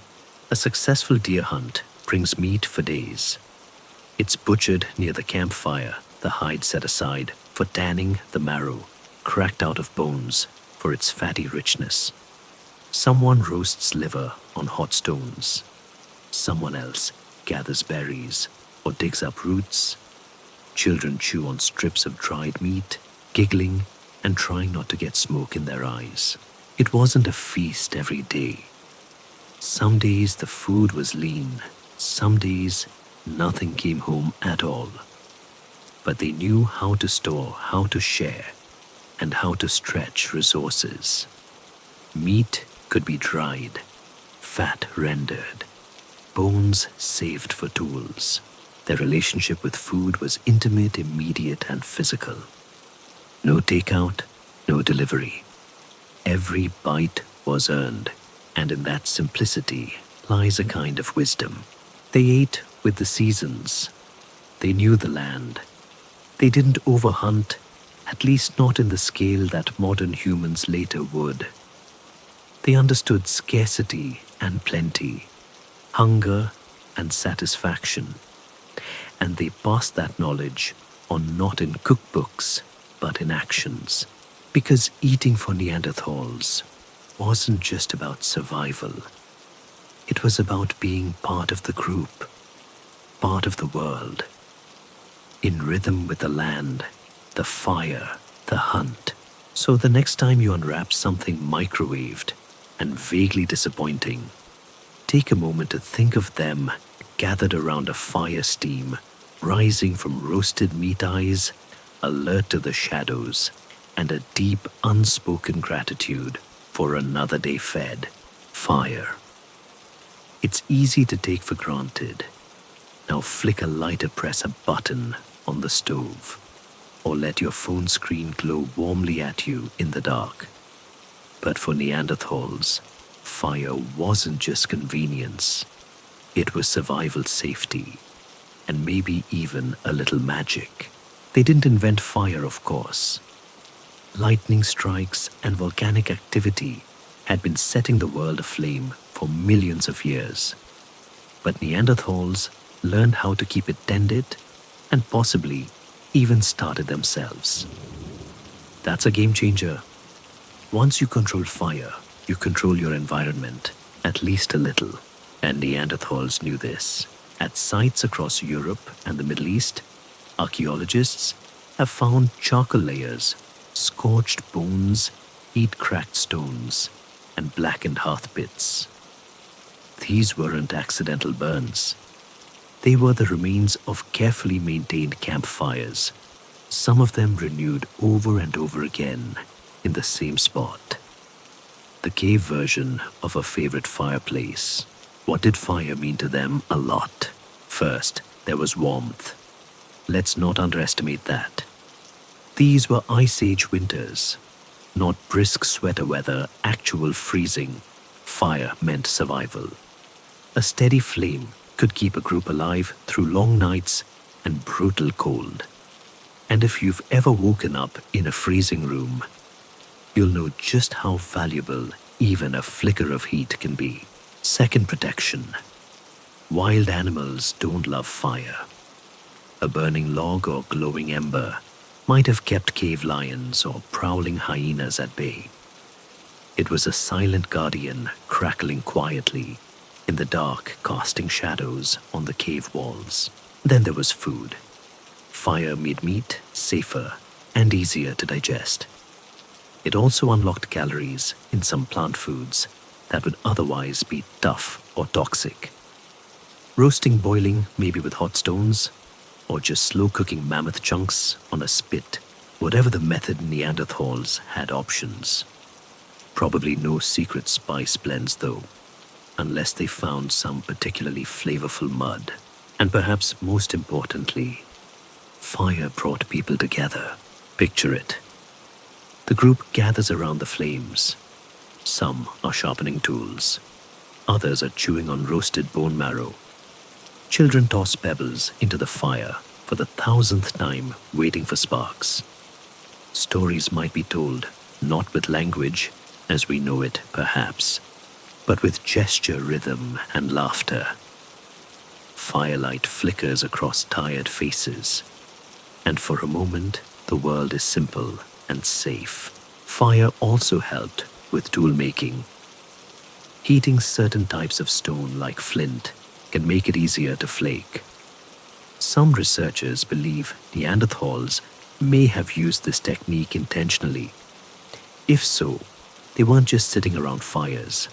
They were using fire as a tool itself, a partner in their work. And then there's the glue. Yes, glue. Neanderthals created birch tar, a sticky black substance used to attach stone tools to wooden handles. Producing birch tar requires heating birch bark in a low oxygen environment, like burying it under hot embers. That's early chemistry. Not easy, not accidental. Someone figured this out, remembered how, and taught others. Fire then was more than warmth or light. It was knowledge. It was skill. It was continuity. Did they start fires themselves? The evidence is still debated. Some believe they used pyrite and flint to strike sparks. Others suggest they may have preserved natural fires, keeping embers alive for days or weeks. Carrying glowing coals from site to site wasn't impossible. After all, when your next chance at fire might depend on lightning, you guard that ember like gold. And let's not forget the mood. Fire transforms a space. Even now it's hard to look away from dancing flames. They mesmerize, they soften, they create a sense of place, of moment. Around the fire, stories are born even if they're told in half words, grunts, or simply the quiet closeness of a shared meal. Some archaeologists speculate that fire may even have played a role in early rituals. Gestures, repeated stones, arranged just so, ashes scattered with intention. It's not a stretch. Fire naturally lends itself to symbolism. It glows, consumes comforts, and warns. And even today, the sight of a small campfire in the dark can make us feel something ancient stir, like a memory we never formed, but somehow still know. Because fire isn't just a survival tool, it's a gathering point, a source of security, a spark of culture. Neanderthals understood this, not in words, perhaps, but in action. They kept fire going through wind and snow, through hunger and migration. They sat beside it, worked by its light, and maybe fell asleep listening to it crackle. Just like we do. When archaeologists dig through time, they usually find things: bones, tools, hearths, and the occasional half-charred mammoth rib. But sometimes they find nothing at all, just absence, silence, a sudden vanishing act in the fossil record. And that's exactly what happens when we get to the mysterious disappearance of the Neanderthals. Roughly 40,000 years ago, they began to fade. Not instantly, not dramatically. No meteor, no alien abduction, no ancient curse. Just a quiet withdrawal from history. One side after another goes dark, like lights winking out across Ice Age Europe. It's the prehistoric version of ghosting. So what happened? There's no single answer. Just theories stacked like mammoth ribs around a campfire, and each adds a piece to the puzzle. Let's explore the big ones. Theory 1: climate change. The climate was swinging back and forth like a particularly indecisive mood ring. Rapid cold snaps, known as Heinrich events, threw ecosystems into chaos. Forests turned to tundra rivers, dried food sources shifted. For Neanderthals, who were finely adapted to specific environments, this wasn't ideal. Especially if your favorite hunting grounds suddenly turned into an ice sheet. Did they adapt? Yes, for a while. But the changes kept coming, faster, harsher, and sometimes adaptation has its limits. You can only follow reindeer so far before they vanish over the horizon. Theory 2: competition. Enter Homo sapiens. That's us, late to the party, but very enthusiastic. We began arriving in Europe around 45,000 years ago, give or take. And from that moment on, things started to change. We brought different tools, strategies, and possibly larger social groups. Maybe more long-distance trade. Maybe more complex language. Possibly better birth rates or faster population growth. Whatever the advantage, it added pressure to an already struggling Neanderthal population. Did we fight? Maybe sometimes, but the evidence for widespread conflict is thin. It might have been subtler resource competition, hunting overlap, a few too many sapiens showing up at the best caves with loud music and fire-starting kits. Theory 3: interbreeding. And here's where things get romantic, or at least cooperative. Genetic evidence shows that Neanderthals and modern humans did interbreed. In fact, most people of non-African descent today carry about 1 to 2% Neanderthal DNA. That's not a souvenir. That's legacy. So perhaps part of the disappearance wasn't extinction. It was absorption. They didn't vanish. They became part of us. Not a dramatic exit, but a quiet merging. A shared fire. A few shared children. And then, eventually, no more them. Just us. Theory 4 numbers game. Even without violence or climate doom, Neanderthals may have been outnumbered. Small population sizes are fragile. One bad winter, one bad year of childbirth, one epidemic, and a group might vanish. If modern humans arrived with more numbers, more connections, and more momentum, it wouldn't take war to tip the scales. Just time. And over time, the signs of Neanderthal life grow fainter. The last known pockets may have lingered in places like Gibraltar, a rocky peninsula at the edge of the world. There, sheltered from some of the harsher climates, a few Neanderthals may have watched the ocean, hunted shellfish, and wondered where everyone else had gone. Eventually, even those last embers faded. No fanfare, no tombstone, just silence, but not absence. Because even in that disappearance, something remained. In our DNA, in our understanding of human history, in the bones, tools, and hearths they left behind, quiet messages written not in words, but in endurance. And maybe that's the most Neanderthal ending of all. No drama, no last stand, just life lived as long as possible against the cold. Today we remember them not as failures, but as fellow humans. Stubborn, resourceful, deeply physical, and yes, deeply human. They survived for over 300,000 years in some of the harshest climates Earth has ever known. That's not a cautionary tale, that's a legacy. And somewhere in the rhythm of our steps, in the strength of our grip, in the way we warm our hands by a fire, we carry a little of them still. It's easy to imagine Neanderthals as a single unchanging group, clad in furs, clutching spears, always somewhere cold. But the reality is more nuanced. Like modern humans, Neanderthals came in regional flavors. Over hundreds of thousands of years, isolated populations developed slight differences, refinements shaped by geography, climate, and plain old genetic drift. In other words, not all Neanderthals were built the same. Let's take a tour. In Western Europe, particularly France and Spain, Neanderthals faced dense forests, rocky coastlines, and long winters. These groups tended to be stockier with shorter limbs, an adaptation known as Allen's rule, which helps conserve body heat. Think of them as the compact SUVs of prehistory, efficient, sturdy, and hard to flip over.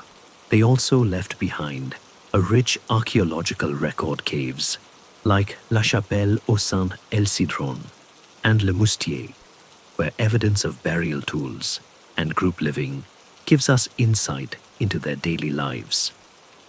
This was the Neanderthal heartland, with a high concentration of fossil finds and one very active Ice Age real estate market.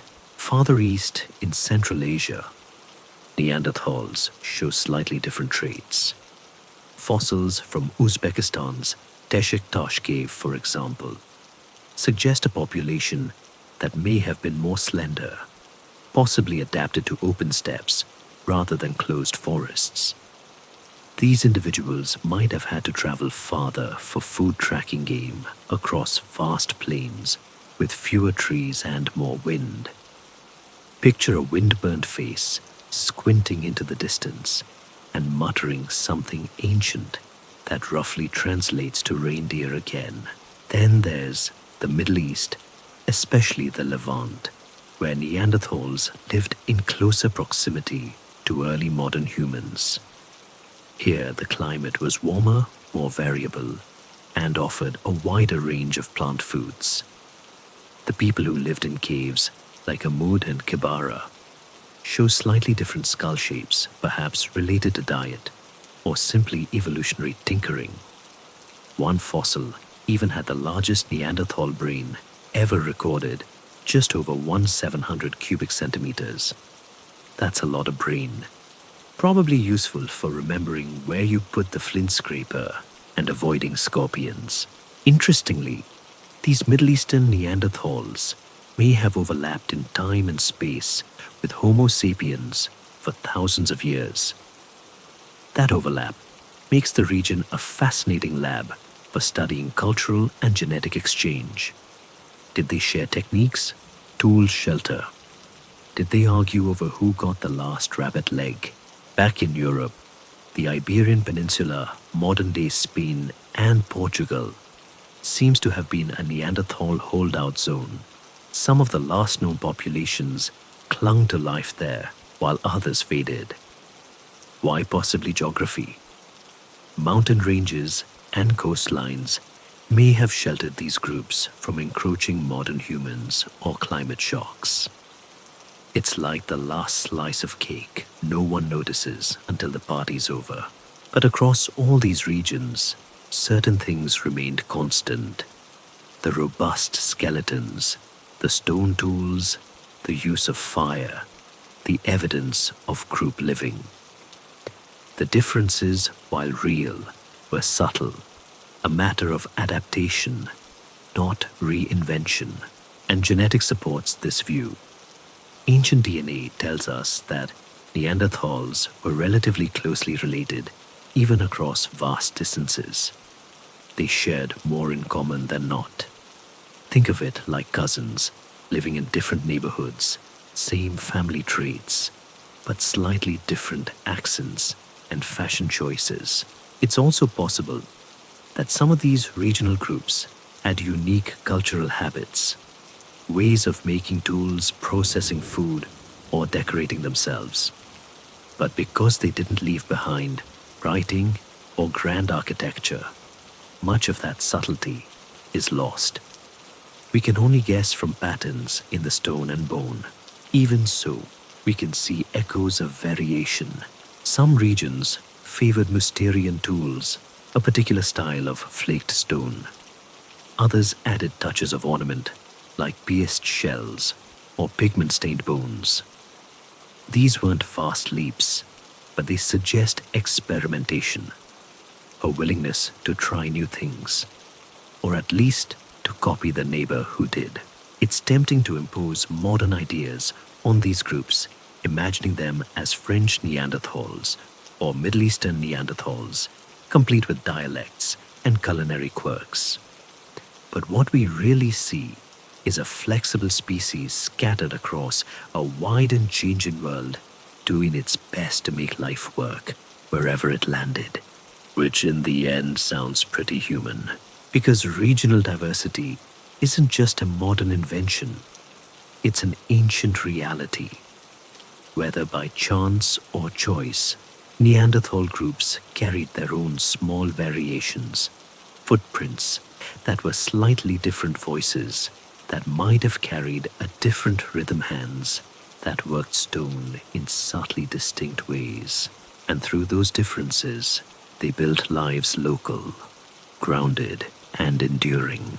So the next time you hear someone say, Neanderthals, remember it wasn't one face, one cave, one story. It was many, spread across continents, shaped by wind and ice, sun and stone. A quiet mosaic of ancient lives. If you had to pick one thing that defined Neanderthals, aside from their rather spectacular brows, it might be their tools. Not because they were flashy or futuristic, but because they were reliable, consistent, thoughtfully made. These tools weren't just rocks, they were survival sculpted. Neanderthal tool culture is most closely associated with what archaeologists call the Mousterian tradition, named after the site of Le Moustier in France. This tool set was in use for tens of thousands of years, and while that might sound like a long time to stick with one brand when something works, you don't mess with it. And Mousterian tools worked. This toolkit was based largely on flint, knapping the careful flaking of stone to produce sharp edges. Neanderthals weren't just bashing rocks together and hoping for the best. They used the Levallois technique, which involved preparing a core in a very specific way, then striking off a flake of predictable shape and size. It's a bit like carving a roast, so that the slices come off cleanly, only instead of gravy, you get a spearhead. These flakes were then used as knives, scrapers' points, and other tools. Many were multi-purpose hunting, butchering, woodworking. And because stone is durable, we find these artifacts in abundance, still sharp enough occasionally to cut your finger if you're not careful. Ask a field archaeologist how they know. But stone wasn't the only material. Neanderthals used wood and bone too. Wooden spears have been recovered from sites like Schöningen in Germany, beautifully shaped, balanced, and strong enough to take down large game. These aren't crude sticks. They were aerodynamic and well finished, suggesting planning and craftsmanship. Throw one hard enough, and you might even bring down a charging beast, or at least impress your hunting buddies. Some tools show signs of hafting, that is attaching a stone point to a wooden shaft using sinew or adhesive like birch tar. This is not a beginner-level move. It means combining materials with purpose. It means understanding how things fit together. Neanderthals weren't just tool users. They were tool makers, and not bad ones at that. But here's where it gets even more interesting. They modified their tools. Some stone flakes were resharpened multiple times, their edges reshaped as needed. This suggests they understood the life cycle of a tool, when to maintain it, when to discard it, and how to adapt it. Tools weren't sacred. They were practical, flexible, and subject to change. And that tells us something important. Neanderthals weren't trapped in tradition. They innovated, adjusted, and responded to their environment. Maybe not with revolutionary leaps every week, but with steady, effective progress. Think of it as Ice Age engineering, durable, efficient, and not afraid to get dirty. But how did they learn? There was no manual, no instructional cave mural saying step 1, hit rock with other rock. Skills were passed down through observation and practice. A child might sit beside an elder, watching the rhythm of napping, mimicking the grip, learning the feel of the flint beneath their fingers. It was learning by doing, slow, sensory, and deeply rooted in community. In fact, some researchers believe there may have been right and left-handed nappers based on the orientation of flake scars. That's right, prehistoric handedness. It's oddly comforting to know that even in deep time, there were lefties adjusting their grip and muttering quietly about how everything's made for right-handed folks. There's also evidence that Neanderthals returned to specific sites to make tools. Certain caves and open-air spots seem to have been long-term workshops, places where good stone was available and tool-making was efficient. These locations became part of their mental map, passed down over generations. Not unlike how modern humans remember where the best coffee is, except in this case, it's flint instead of lattes. And then there's wear and tear. Microscopic analysis of tool edges, what specialists call use wear analysis, shows what these tools were used for. Scraping hides, cutting meat, shaping wood, sometimes even boring into bone. These weren't decorative or symbolic most of the time. They were working tools shaped by daily tasks and repeated need. That said, not every Neanderthal tool was purely utilitarian. At a few sites, objects have been found that suggest symbolic behavior, pierced animal teeth, colored pigments, even tools that were carefully made but never used. Could they have had ceremonial value, aesthetic appeal, or were they the prehistoric equivalent of someone carving a spoon just because they felt like it? We'll never know for sure.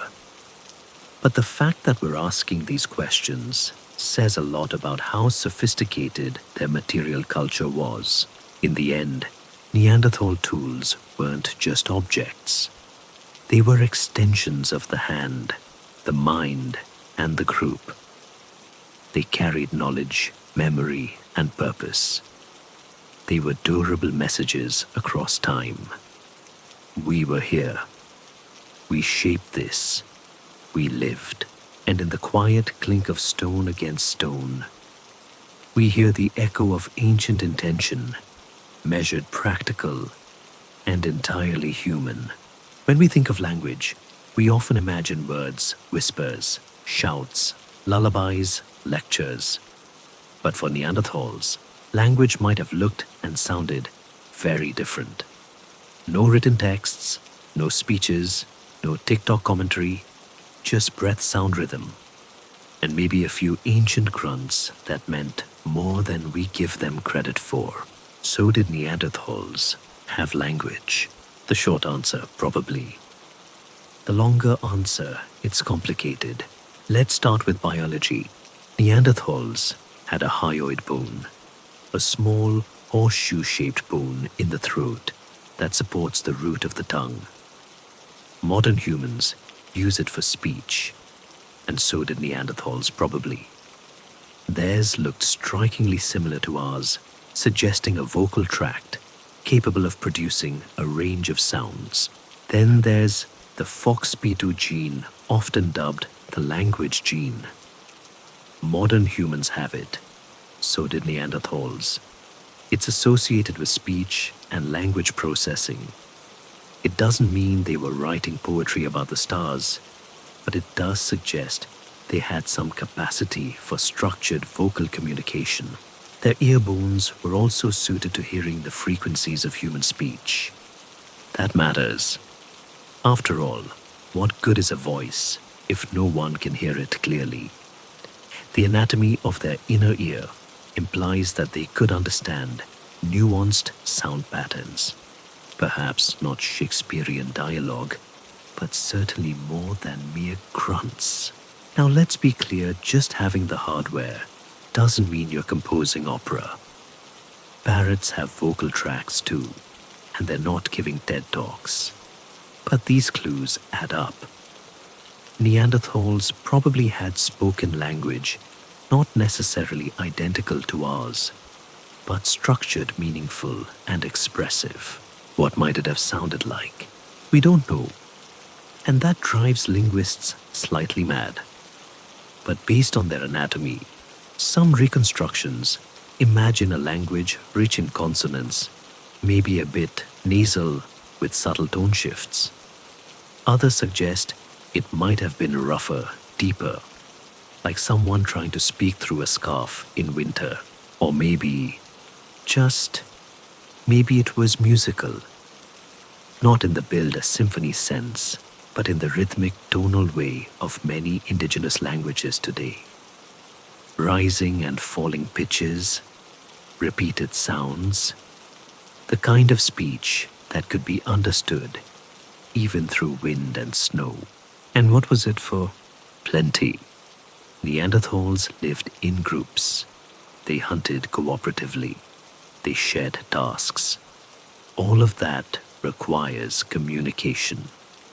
Try organizing a mammoth ambush using only eyebrows and interpretive dance. You're going to want at least a few solid words.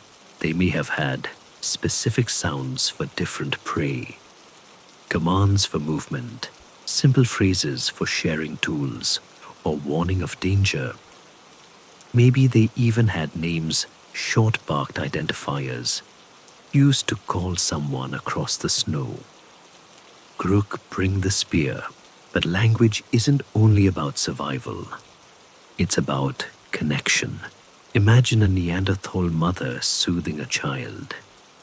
A gentle hum, a repeated syllable, a calming sound passed down through generations. Not words, perhaps, but still language, still meaning. Or picture two elders by the fire trading memories in a form of storytelling. A shared rhythm, a sequence of gestures, a rise in tone for tension, a pause for laughter. The structure of narrative may be older than we think, even if the words are long lost. They might have even used gestures alongside sounds early proto-sign language to accompany their speech. In noisy environments or over distance, a hand signal can go a long way.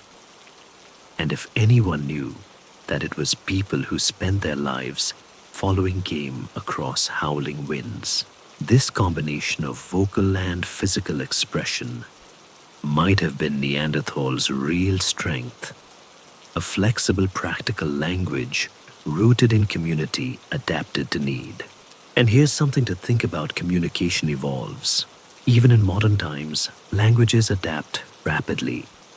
New words appear, others fade, accents shift. Now imagine that process stretched across millennia, shaped by isolation climate and constant physical labor. Neanderthal language wouldn't have been static. It would have grown.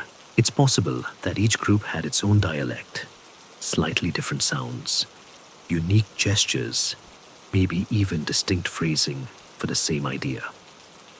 Think of it as Ice Age regional accents. The same basic need past the mammoth ribs, but said in 30 subtly different ways, depending on whether you were in France, Georgia, or Gibraltar. And while no Neanderthal dictionaries have survived what has survived, is the understanding that language is more than words. It's pattern, intention, rhythm. It's the pause before a warning, the repeated hum of comfort, the signal that says, "Here I am, with you." Neanderthals had that. They needed it. And if they spoke fewer words or stranger ones, or ones we'll never decode well, so be it. Their communication was still human, still essential. In the end, it's a comforting thought that long before alphabets or grammar rules, people were already talking, already connecting, already finding ways to say in their own way, "I'm here, I see you," pass the spear. For most of their existence, Neanderthals lived in small, close-knit groups. There were no cities, no towering walls, no elaborate bureaucracies, just families, maybe 10 to 30 individuals moving together, living together, surviving together. And despite the lack of stone skyscrapers or official census data, we know a surprising amount about how they may have structured their social lives. Let's start with the basics: group size. Neanderthal communities were small, likely due to the demands of their environment. Fewer mouths meant fewer resources needed. Large Ice Age animals might provide a feast one week and famine the next, so smaller groups were more sustainable. But small doesn't mean simple. Within these groups, roles would have formed: hunters, caregivers, tool makers, knowledge keepers. Maybe even that one person who always insisted on sharpening spears just a bit too much. We can infer group structure from cave sites where multiple individuals were buried close together, sometimes spanning generations. The El Cidron site in Spain, for example, contained a family group, males related through the paternal line, and females who would likely come from outside. That suggests something resembling patrilocality, females joining male-led groups, like a very old and very practical in-law arrangement. Then there's the question of care. Neanderthal skeletons show signs of severe injuries, broken bones, degenerative joint issues, and even congenital deformities. The striking part: many of these individuals lived for years after their injuries. That means they were cared for, fed, protected, included. Take the famous Old Man of La Chapelle, a Neanderthal male in France, who lived into his 40s, a respectable age for the time, despite severe arthritis, missing teeth, and a hunched spine. He wasn't left behind. He was valued, perhaps as a storyteller, a memory holder, a quiet presence by the fire. In any case, he lived because someone else made sure of it. That level of care implies empathy, obligation, and a sense of community that goes well beyond basic survival. Neanderthals likely raised children communally. Infant remains are sometimes found in what appear to be intentional burials, suggesting emotional bonds and ritual. Babies were probably carried fed for years and taught slowly by watching, mimicking, and being included in adult tasks. Children likely participated in everyday life early on. Imagine a small child learning how to hold a flint core, or helping to sort firewood, or falling asleep next to their grandmother as she stitched together furs with a bone needle. A simple, repetitive rhythm, a life passed down in gestures. And what about relationships? We'll never know how love looked among Neanderthals, but the presence of stable, multi-generational groups suggests lasting bonds. Not just mating pairs, but families' networks of relatives and companions who moved and survived together. Did they marry? Probably not in the formal sense, but they partnered, they raised children, and sometimes they even connected with other species like Homo sapiens and Denisovans, suggesting social interaction beyond the familiar group. Conflict surely existed too. Not all meetings between groups would have been peaceful. Territory mates or resources might have caused friction. Some skeletal injuries suggest interpersonal violence, but these instances are rare compared to the overwhelming signs of group cohesion. One fascinating detail: at some sites, the elderly were buried with tools or pigments, suggesting symbolic treatment, perhaps status, perhaps affection, perhaps just habit. Either way, it shows memory and a tendency to mark the moment of passing with more than indifference. We can also infer shared knowledge systems, tool-making, fire-building, hunting strategy. These weren't innate. They were taught, refined, passed along. Oral knowledge, muscle memory, the quiet education of repetition. That requires social stability and enough time between disasters to teach the next generation something useful. Even leisure might have existed. Some tools appear too refined to be purely practical. Pierced shells, colored stones, engraved bones, small hints that Neanderthals made time for something extra. Aesthetic ritual, boredom relief. It's hard to say, but the impulse to make something more is undeniably human.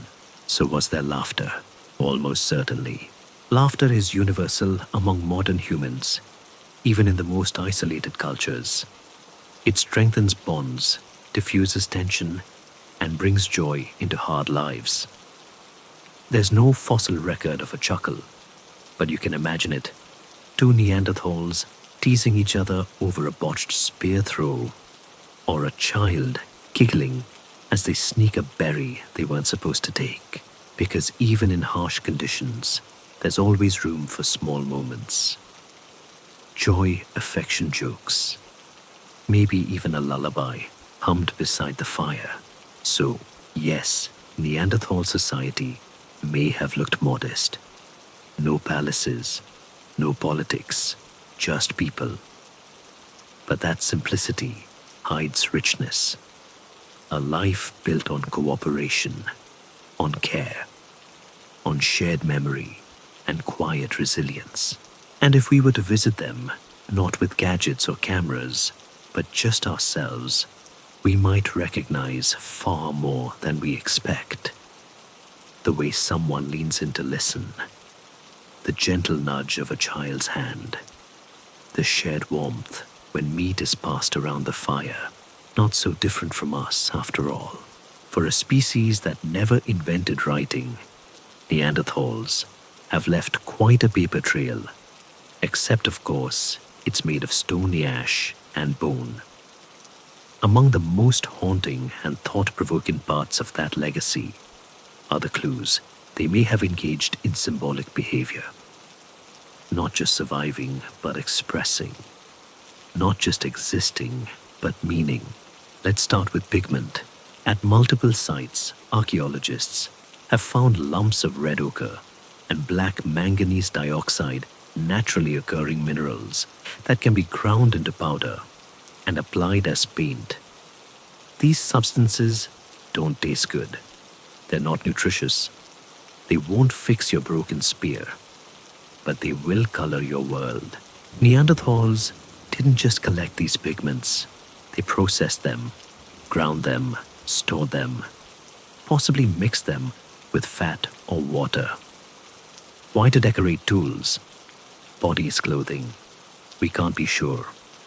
But when a group begins to use color for reasons beyond function, we are entering the realm of symbol ritual and maybe even art. In Spain, red pigment found on stalagmites at the Cave of Adals dates to over 60,000 years ago, before modern humans arrived in Europe. The placement is deliberate, repeated, and suspiciously artistic. Not a spilled lunch, not a mistake. Someone was marking that cave with purpose. Then there's personal adornment. At sites like Cueva de los Aviones and Grotte de Rennes, pierced shells and decorated bones have been uncovered, sometimes with traces of pigment. Some were perforated, possibly for stringing into necklaces or ornaments. These weren't utilitarian. They were decorative. Identity markers, perhaps, or social signals. Or if we're being honest, maybe someone just thought, this snail shell would look excellent on me. Even more intriguing is the use of feathers and claws. At several sites, bird bones have been found with cut marks in places that suggest the removal of feathers, not for food, but for display. Feathers, after all, aren't very filling, but they do catch the light. Perhaps Neanderthals wore them, or used them in rituals, or gifted them as part of social bonds. It's speculative, yes, but the behavior suggests intention. Now, let's talk about burial. Some of the strongest evidence for symbolic thought comes from how Neanderthals treated their dead.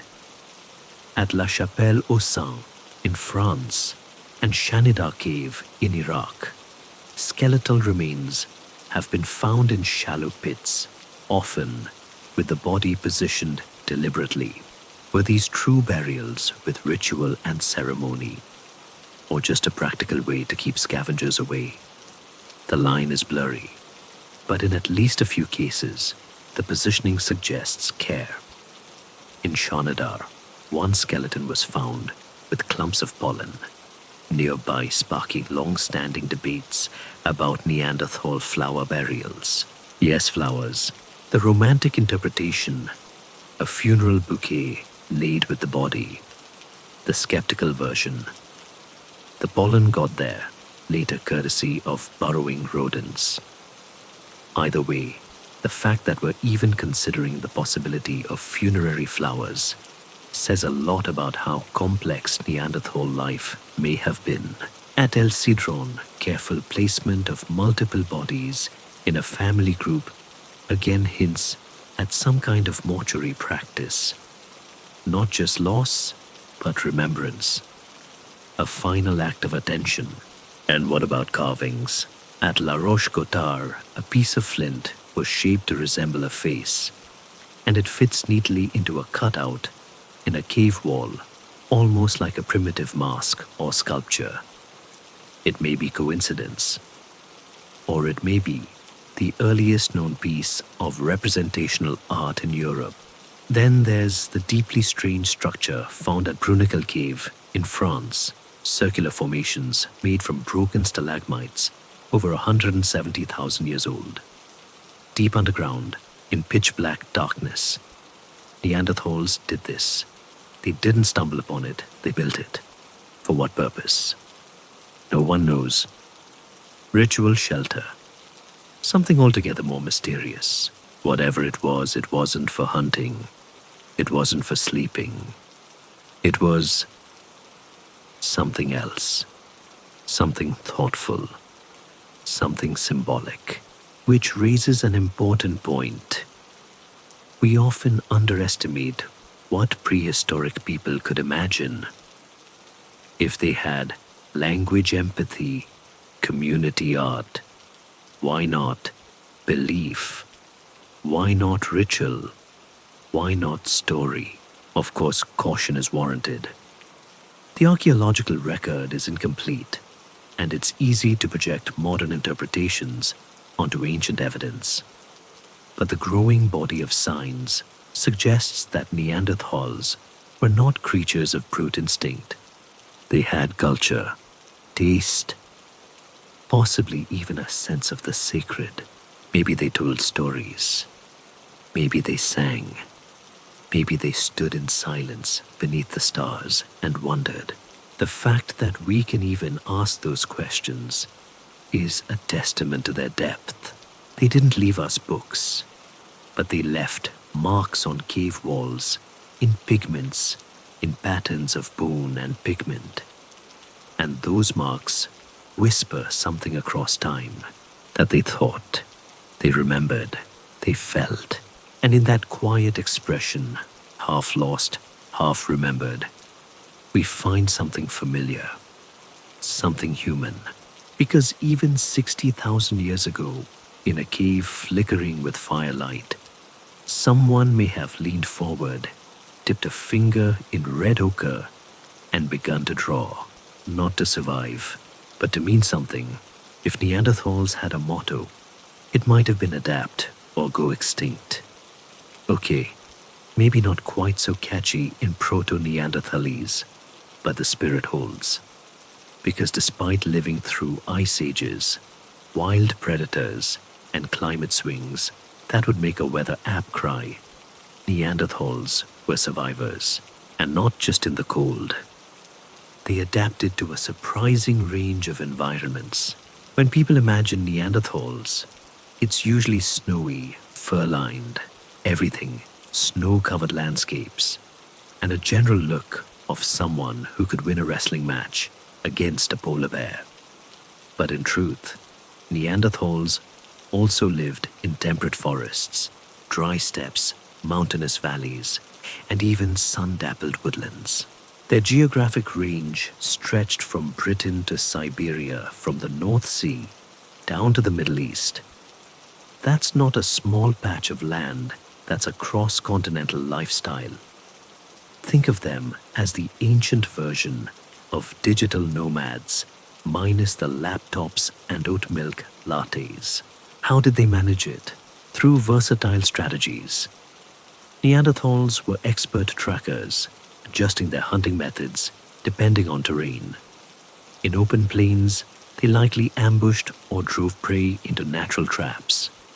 In forests, they relied on stealth, moving quietly, watching the wind, knowing just where to wait. They weren't brute force hunters. They were observant, patient, and calculating. More chess than boxing. Their diets varied with environment too. In colder climates, they consumed massive amounts of animal protein, reindeer, bison, woolly, rhino, even elephant. In warmer areas, evidence shows more diversity: nuts, fruits, tubers, seafood, and even mushrooms. The idea that Neanderthals only ate meat is an oversimplification. They ate what the land gave them, and sometimes they even cooked it first. At the site of El Sidron in Spain, traces of cooked plants and even medicinal herbs have been found in dental plaque. That's right, Neanderthal dental hygiene has stories to tell. Some individuals may have chewed bitter plants like yarrow or chamomile, which have anti-inflammatory properties. Whether that was accidental or intentional, well, either way, their breath probably smelled like a health food store. They also adapted through technology. Mousterian tools weren't just a one-size-fits-all kit. The core concepts traveled, but local materials shaped the specifics. In flint-rich areas, their tools were sharper and more complex. In places with poor quality stone, they improvised with bone antler or whatever was available. It wasn't about the perfect tool, it was about the useful one. And then there's clothing. No, they didn't wear designer labels, but they did dress for the weather. Scrapers found at Neanderthal sites suggest they prepared hides, likely sewing them into wraps or capes. The stitching method is still up for debate, but the goal was clear: stay warm, stay dry, stay alive. Some researchers believe they even layered their clothing fur on the outside softer hides underneath. It's not a fashion statement. It's the Ice Age version of thermal wear. And as environments shifted, so did their movement patterns. When cold snaps hit, some Neanderthal groups moved south, following game and seeking milder conditions. Others dug in, staying close to known shelters and altering hunting strategies. These weren't random wanderers. They had mental maps, remembered landscapes, and passed knowledge through generations. This adaptability extended to social strategies too. As game became scarce, groups may have split temporarily to ease resource pressure, rejoining later when conditions improved. Flexibility kept them resilient. Of course, there were limits. Climate swings during the Middle Paleolithic were often abrupt. Forests turned to tundra. Rivers froze solid. Food chains collapsed. Even the most adaptable group can only adjust so much before it becomes impossible to carry on. And let's not forget, they were operating without permanent homes, without food storage, without backup generators. Everything depended on the land, and the land sometimes didn't cooperate. But for hundreds of thousands of years they managed. They didn't settle in one perfect niche. They explored a dozen imperfect ones. They endured snowstorms and droughts, predator threats, and disease. They moved, adjusted, tried new things, and sometimes returned to old habits. Their ability to persist through shifting ecosystems is one of the reasons they lasted so long. In many ways, Neanderthals were like us at our most grounded, focused on the essentials: food, shelter, warmth, and connection. They didn't build empires, but they built a life that worked, that lasted, that adapted. So the next time you adjust the thermostat or swap sandals for boots, remember that instinct to adapt isn't modern, it's ancient. And it might just be your inner Neanderthal saying, "We've done this before. We can do it again." Let's talk about something very human: injury, illness, and healing. Because while it's easy to think of Neanderthals as strong and indestructible, like prehistoric action figures with extra brow ridges, the truth is more vulnerable and in many ways more remarkable. Neanderthals got hurt a lot. Fractured arms, broken legs, crushed skulls, dislocated joints. You name it. Someone in the Pleistocene probably limped around with it. In fact, compared to modern humans, Neanderthal skeletons show an unusually high rate of trauma, especially in the upper body. Researchers have jokingly compared their injury patterns to those of modern rodeo riders, which is a sentence no one saw coming. Why so many injuries? Well, they hunted big animals, often up close. No long-range bows, no comfy tree stands.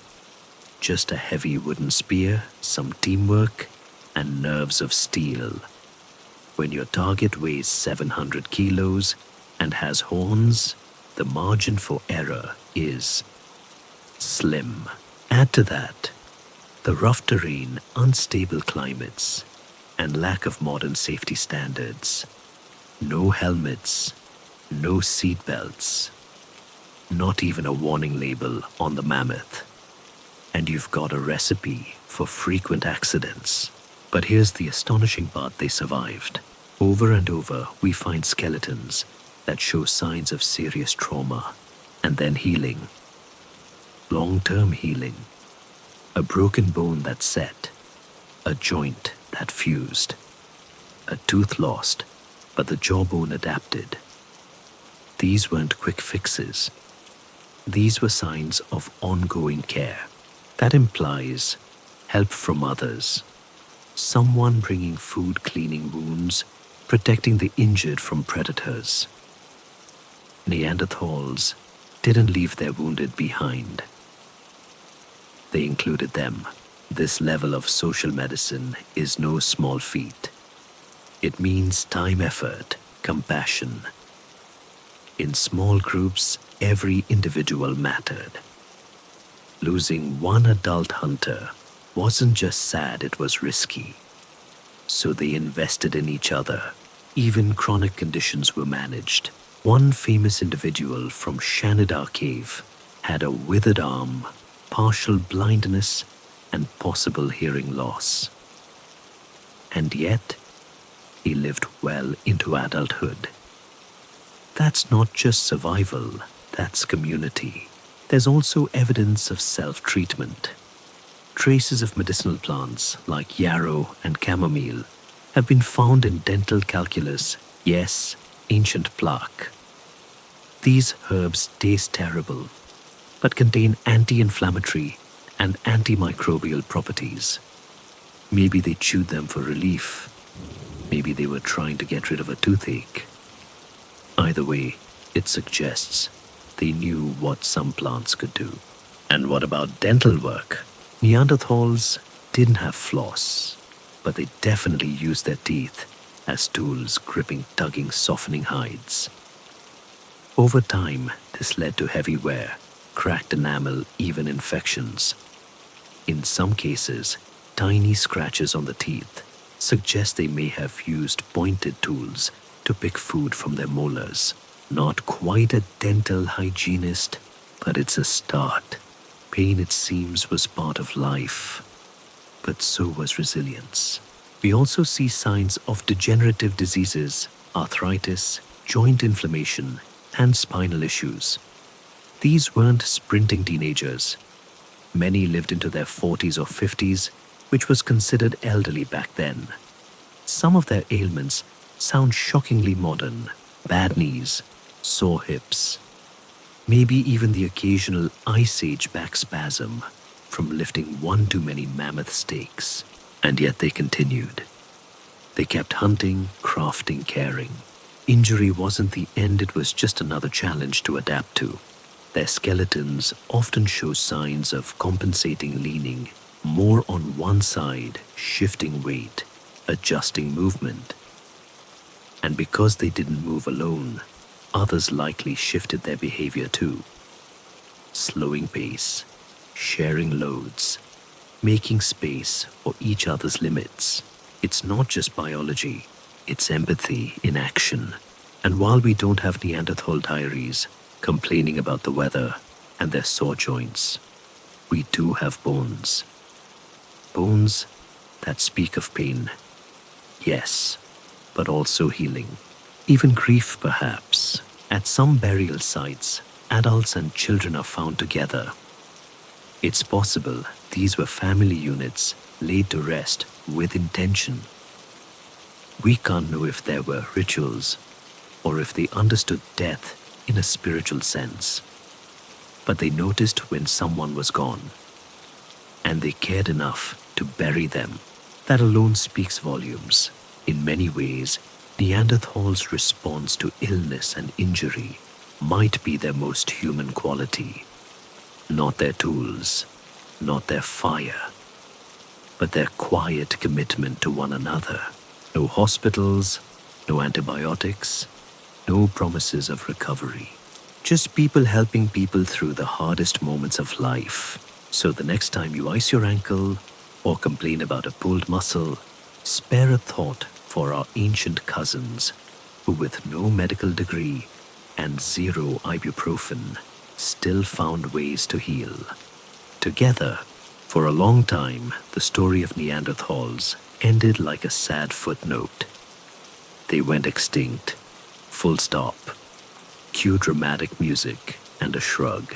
But as science has dug deeper, literally, it turns out the truth is more complicated, more fascinating, and honestly, a little more flattering for Neanderthals. Because here's the twist. They didn't entirely vanish. They live on in us.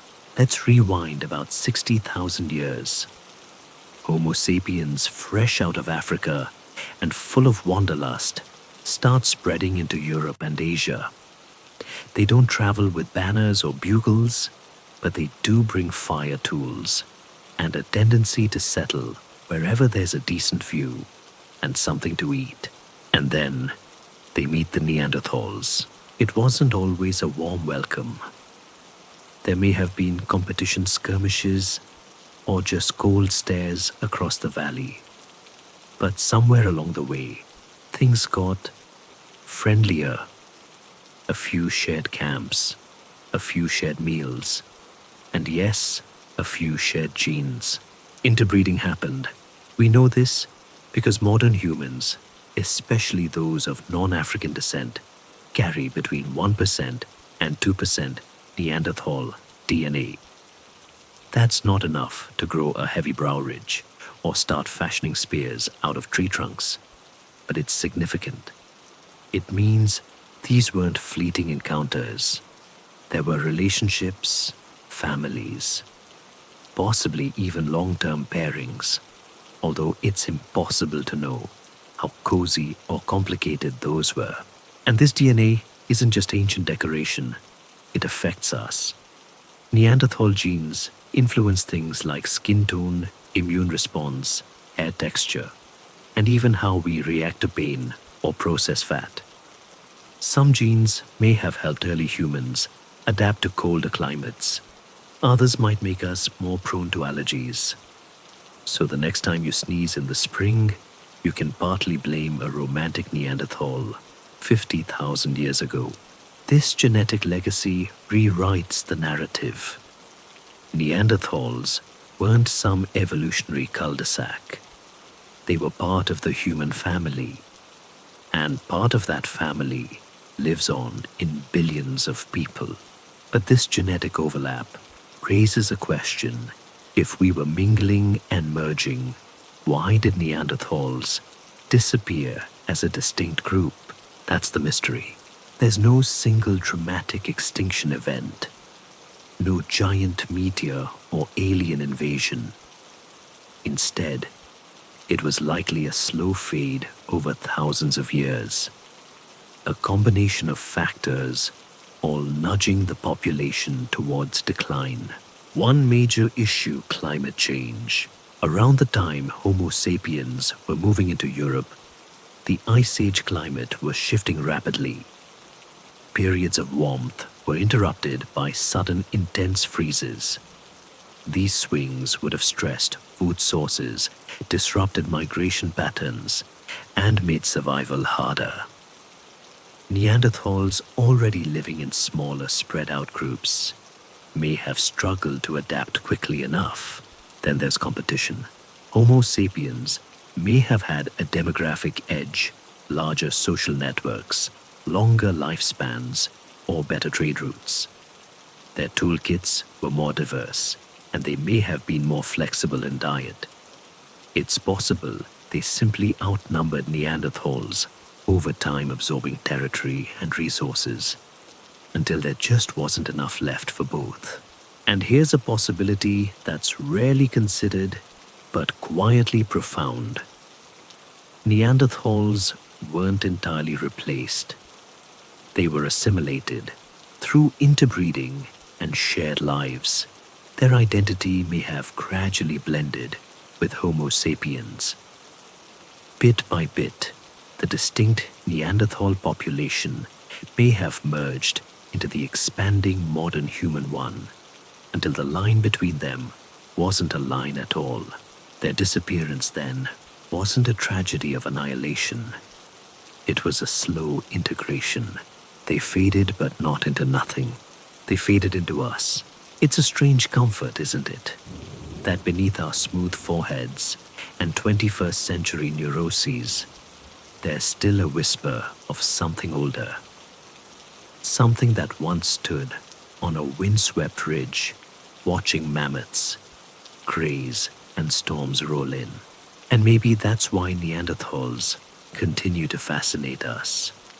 Not just because they're mysterious or misunderstood, or sometimes used as an insult, but because they are part of our story. Not a rival, not a relic, but a relative. And even though they're gone, the echoes remain. In our bones, in our cells, in the stories we tell when we try to remember where we came from. Let's imagine just for a moment that you're an archaeologist, but not the kind who chases mummies with a fedora and a whip. No, you're the kind who spends hours brushing dirt off rocks in a cold cave, hoping it's not just another oddly shaped potato. Now imagine you find a fragment of bone or a stone flake. How do you know if it belonged to a Neanderthal? How do we even study a group of people who left no written record, no selfies, and didn't even leave behind the courtesy of a good fossilized journal? Welcome to the wonderfully patient, often frustrating, but always fascinating world of Neanderthal archaeology. Our understanding of Neanderthals comes from a mix of bones tools, ancient DNA, and a fair bit of creative detective work. It all began in 1856 when workers quarrying limestone in Germany's Neander Valley, or Neanderthal in German, discovered a curious-looking skull cap and some odd limb bones. The bones were thick, the brow was heavy, and the shape was well decidedly not modern. Thus the Neanderthal was born, or rather, rediscovered. At first, people didn't know what to make of them. Were they diseased humans? Lost cavemen? Biblical giants? The early interpretations ranged from scientific to deeply imaginative. One drawing even portrayed the poor creature as stooped, hairy, and barely upright, basically a walking insult to spinal health. Fortunately, modern science has been more generous. Today, researchers use excavation techniques that are incredibly precise. Grids are mapped, soil is sifted through screens, every bone fragment logged and labeled. In some caves, archaeologists spend years removing sediment just a few centimeters at a time. It's not glamorous, but it's necessary. Then comes the lab work. Bones are cleaned, measured, scanned. High-resolution 3D modeling allows experts to digitally reconstruct skulls and joints. Micro CT scans reveal internal structure. Wear patterns on teeth and tools are analyzed under microscopes to guess what they were used for. Yes, someone has a PhD in tooth scratches. Even more amazing is the work done on ancient DNA. Thanks to advances in genetics, scientists have extracted Neanderthal DNA from fossilized bones. This is not easy. DNA degrades over time, especially in damp or warm conditions. But in cold caves under the right circumstances, some strands survive just enough to sequence. This breakthrough has changed everything. We can now compare Neanderthal genomes to modern humans and Denisovans. We can see where our ancestors mingled, what traits they shared, and what adaptations may have come from those ancient liaisons. It's a little like finding out your great-great-great-great-granduncle was really into mammoth hunting and had a knack for flint tools. Even dental plaque, that sticky stuff your dentist warns you about, has become a treasure trove. By analyzing plaque, researchers have identified ancient diets, plant use, and even possible medicinal habits. It turns out your ancestors had food stuck in their teeth too. History, humbling as always. And then there's the mystery solving. Take the site of Shanidar Cave in Iraq. It's provided not just skeletons, but clues to how Neanderthals treated their dead. Pollen clumps' grave positioning and nearby artifacts raise questions about burial practices, ritual, and memory. But each clue sparks debate. Was the pollen natural or placed? Was the body intentionally buried, or just fortunate in its final resting place? Science doesn't always give definitive answers. Sometimes it just sharpens the questions. Sites like La Ferrasi, Kebara, El Sidron, and Gorham's Cave have added pieces to the puzzle, revealing everything from foot bones to fire pits, from toolkits to painted walls. And yet, for every answer, 10 more mysteries appear. What did Neanderthal language sound like? What did they sing, if they sang at all? What were their stories? What were their jokes? We may never know, but we can guess. And that's part of the beauty, because archaeology isn't just about the past. It's about reconstructing humanity one bone at a time. It's a slow conversation across 50,000 years, one that requires patience, humility, and occasionally very tiny brushes. And while Neanderthals didn't leave behind temples or empires, they left behind something subtler, the traces of a life lived well. Footprints in ancient mud, smoke stains on a cave ceiling, a worn tool smoothed by the hand that held it. These are their stories, written in the only language they had: matter and memory. So the next time you see a headline about Neanderthals being smarter, kinder, or more artistic than we once thought, know that it didn't come from guesswork. It came from centuries of people, scientists, students, and yes, even dirt-covered dreamers piecing together the oldest of puzzles. And with every fragment, the picture becomes clearer. For generations, Neanderthals were the butt of the evolutionary joke. Say Neanderthal in conversation, and most people imagine a grunting brute knuckles, dragging mouth agape, thinking primarily about meat and smashing things. A lumbering caricature of what came before real humans. The ultimate before picture in our species makeover montage. But as it turns out, that picture is outdated by a few decades and several gigabytes of research. And the real Neanderthal, far more impressive and much more relatable. Let's start with the biggest myth: they were dumb. This one refuses to die. Maybe it's the heavy brows. Maybe it's 19th century scientists with too much imagination and too little evidence. Either way, the idea of the dull-witted caveman has clung stubbornly to Neanderthals like a bad smell in a mammoth hide. But here's the thing: Neanderthals had big brains. On average, even a bit bigger than those of modern humans. Now, size isn't everything, but it certainly doesn't scream idiot. Their brain shape was slightly different, more elongated at the back, less globular. But the areas associated with vision, motor control, and possibly social processing were well developed. They weren't just operating on autopilot. They were calculating, remembering, planning. And planning is key.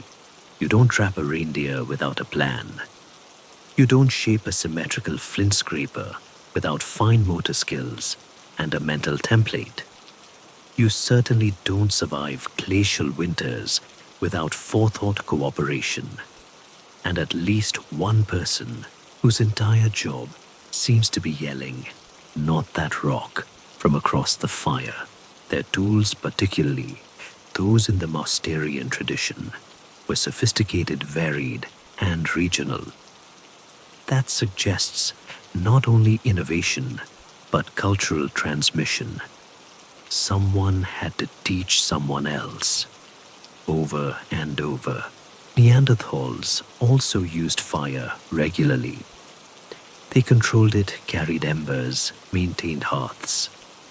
They even cooked food, which means they understood heat, time, and maybe even taste. That's a far cry from raw meat and cold stares. They made glue too. Yes, glue. From birchbark pitch. It's a tricky process that involves dry distillation and temperature control. Modern experiments replicating this have struggled to make it work without a fair bit of trial and error and some grumbling. For Neanderthals to do this implies a high level of ingenuity. Then there's the evidence of symbolic behavior, using pigments, decorating objects, maybe even adorning themselves with feathers or shells. These aren't acts of brute survival. They're gestures of identity, expression, perhaps even status or beauty. Which brings us to myth number 2. They were emotionless, another falsehood. Bones tell a different story of care for the injured, burial of the dead, close-knit communities. Even the fact that some individuals with severe disabilities lived well into adulthood suggests a deeply social existence. They weren't just protecting their strongest. They were protecting their own. Add to that the possibility of language, and suddenly, we're not looking at grunting loners, but conversational families, passing knowledge, sharing memories, maybe even joking. Probably about that one cousin who never stopped hitting rocks together to invent something.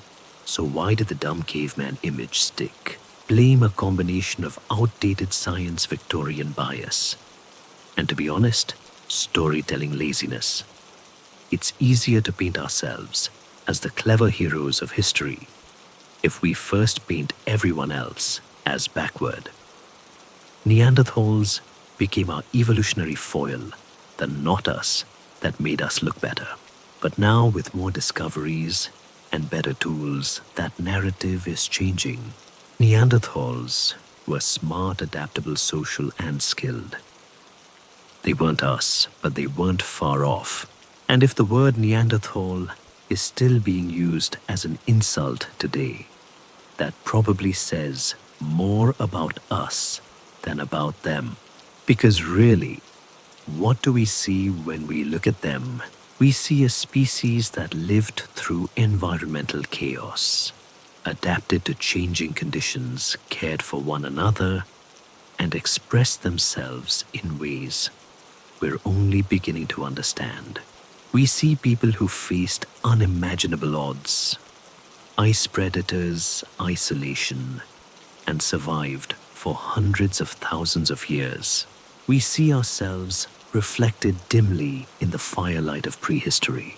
They may have vanished in form, but not in story, and not in legacy.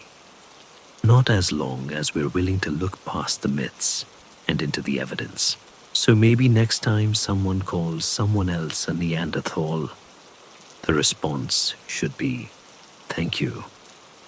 That's a deeply adaptable symbol using community-oriented species you've just compared me to. By now, it's clear Neanderthals weren't just side characters in our evolutionary play. They were central cast members, complex, capable, and quietly resilient. But how exactly do they fit into our story?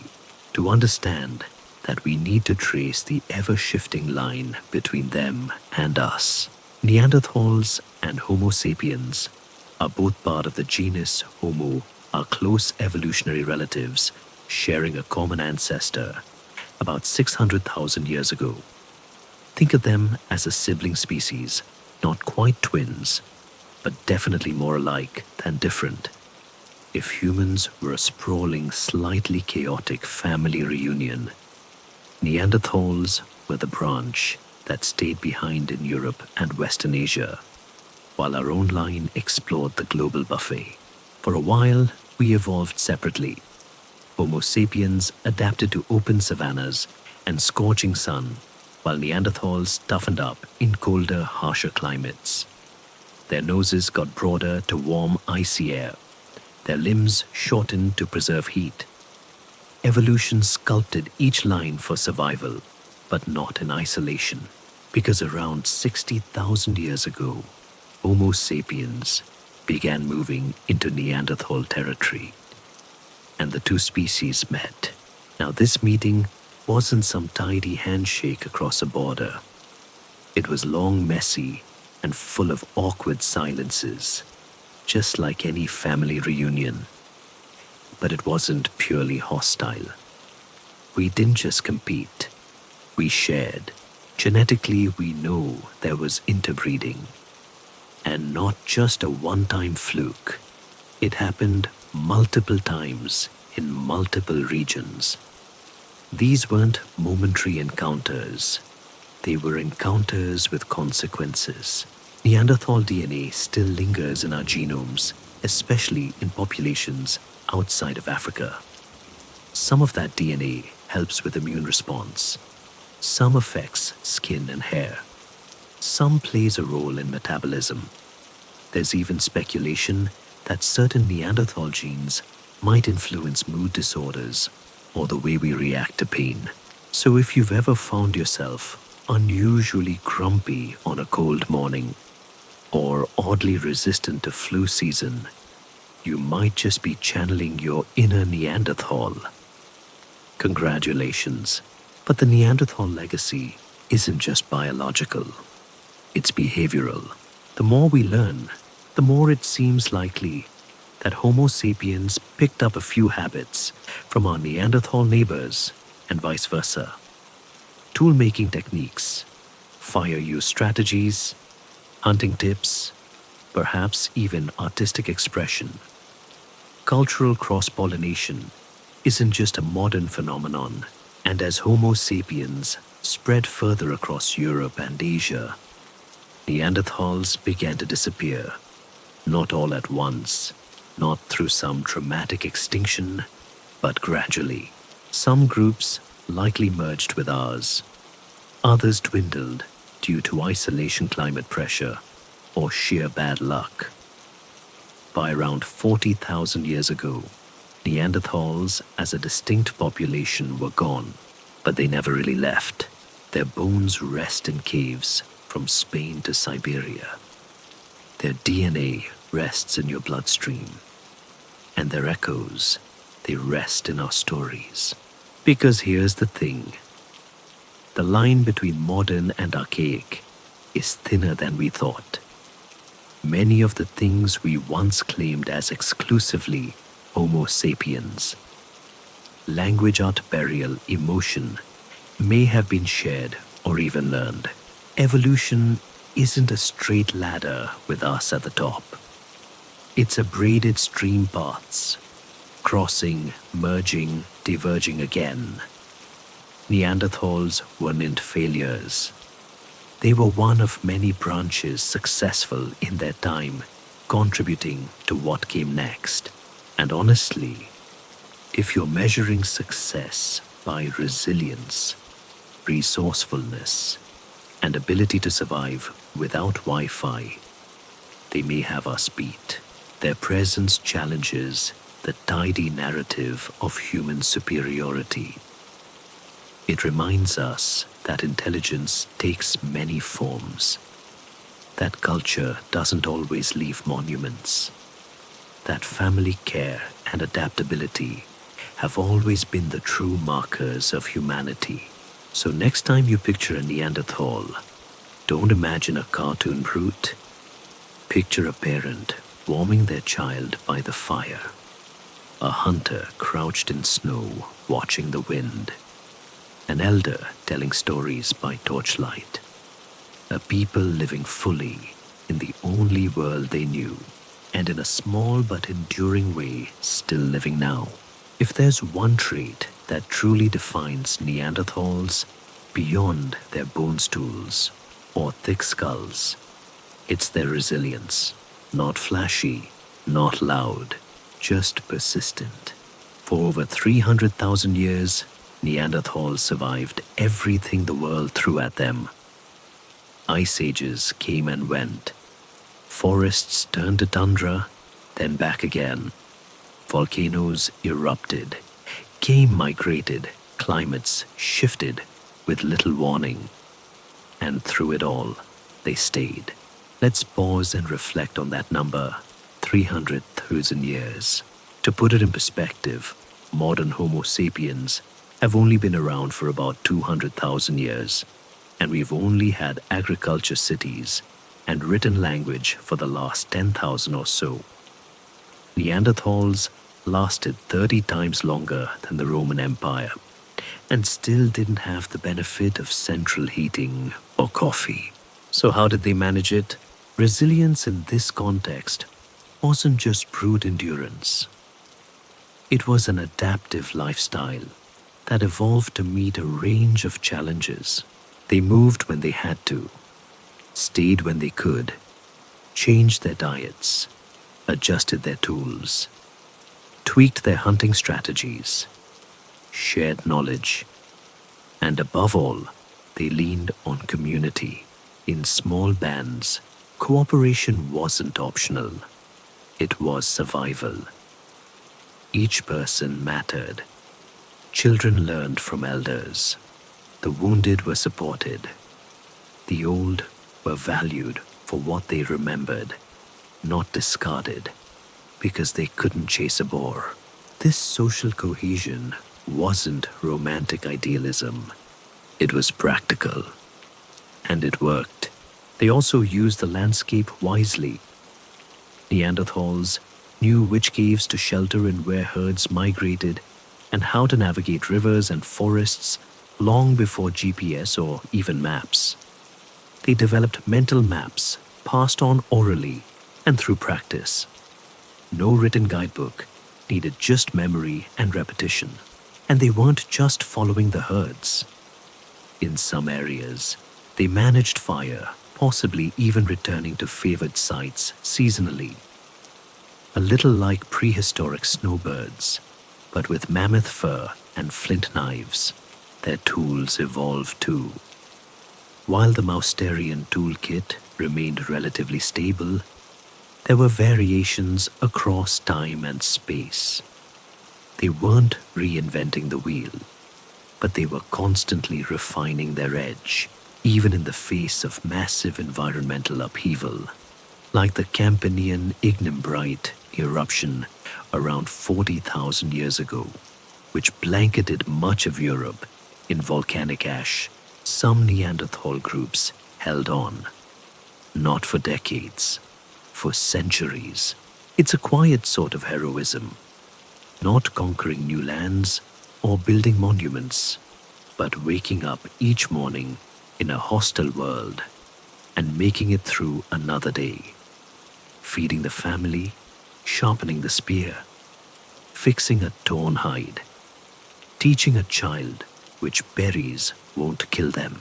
These aren't the grand gestures of history books. They're the everyday acts of endurance that kept the species going. It's easy to overlook that kind of resilience in a modern world full of comforts and conveniences. But in the story of our species and those closely related to us, it might be the most important trait of all.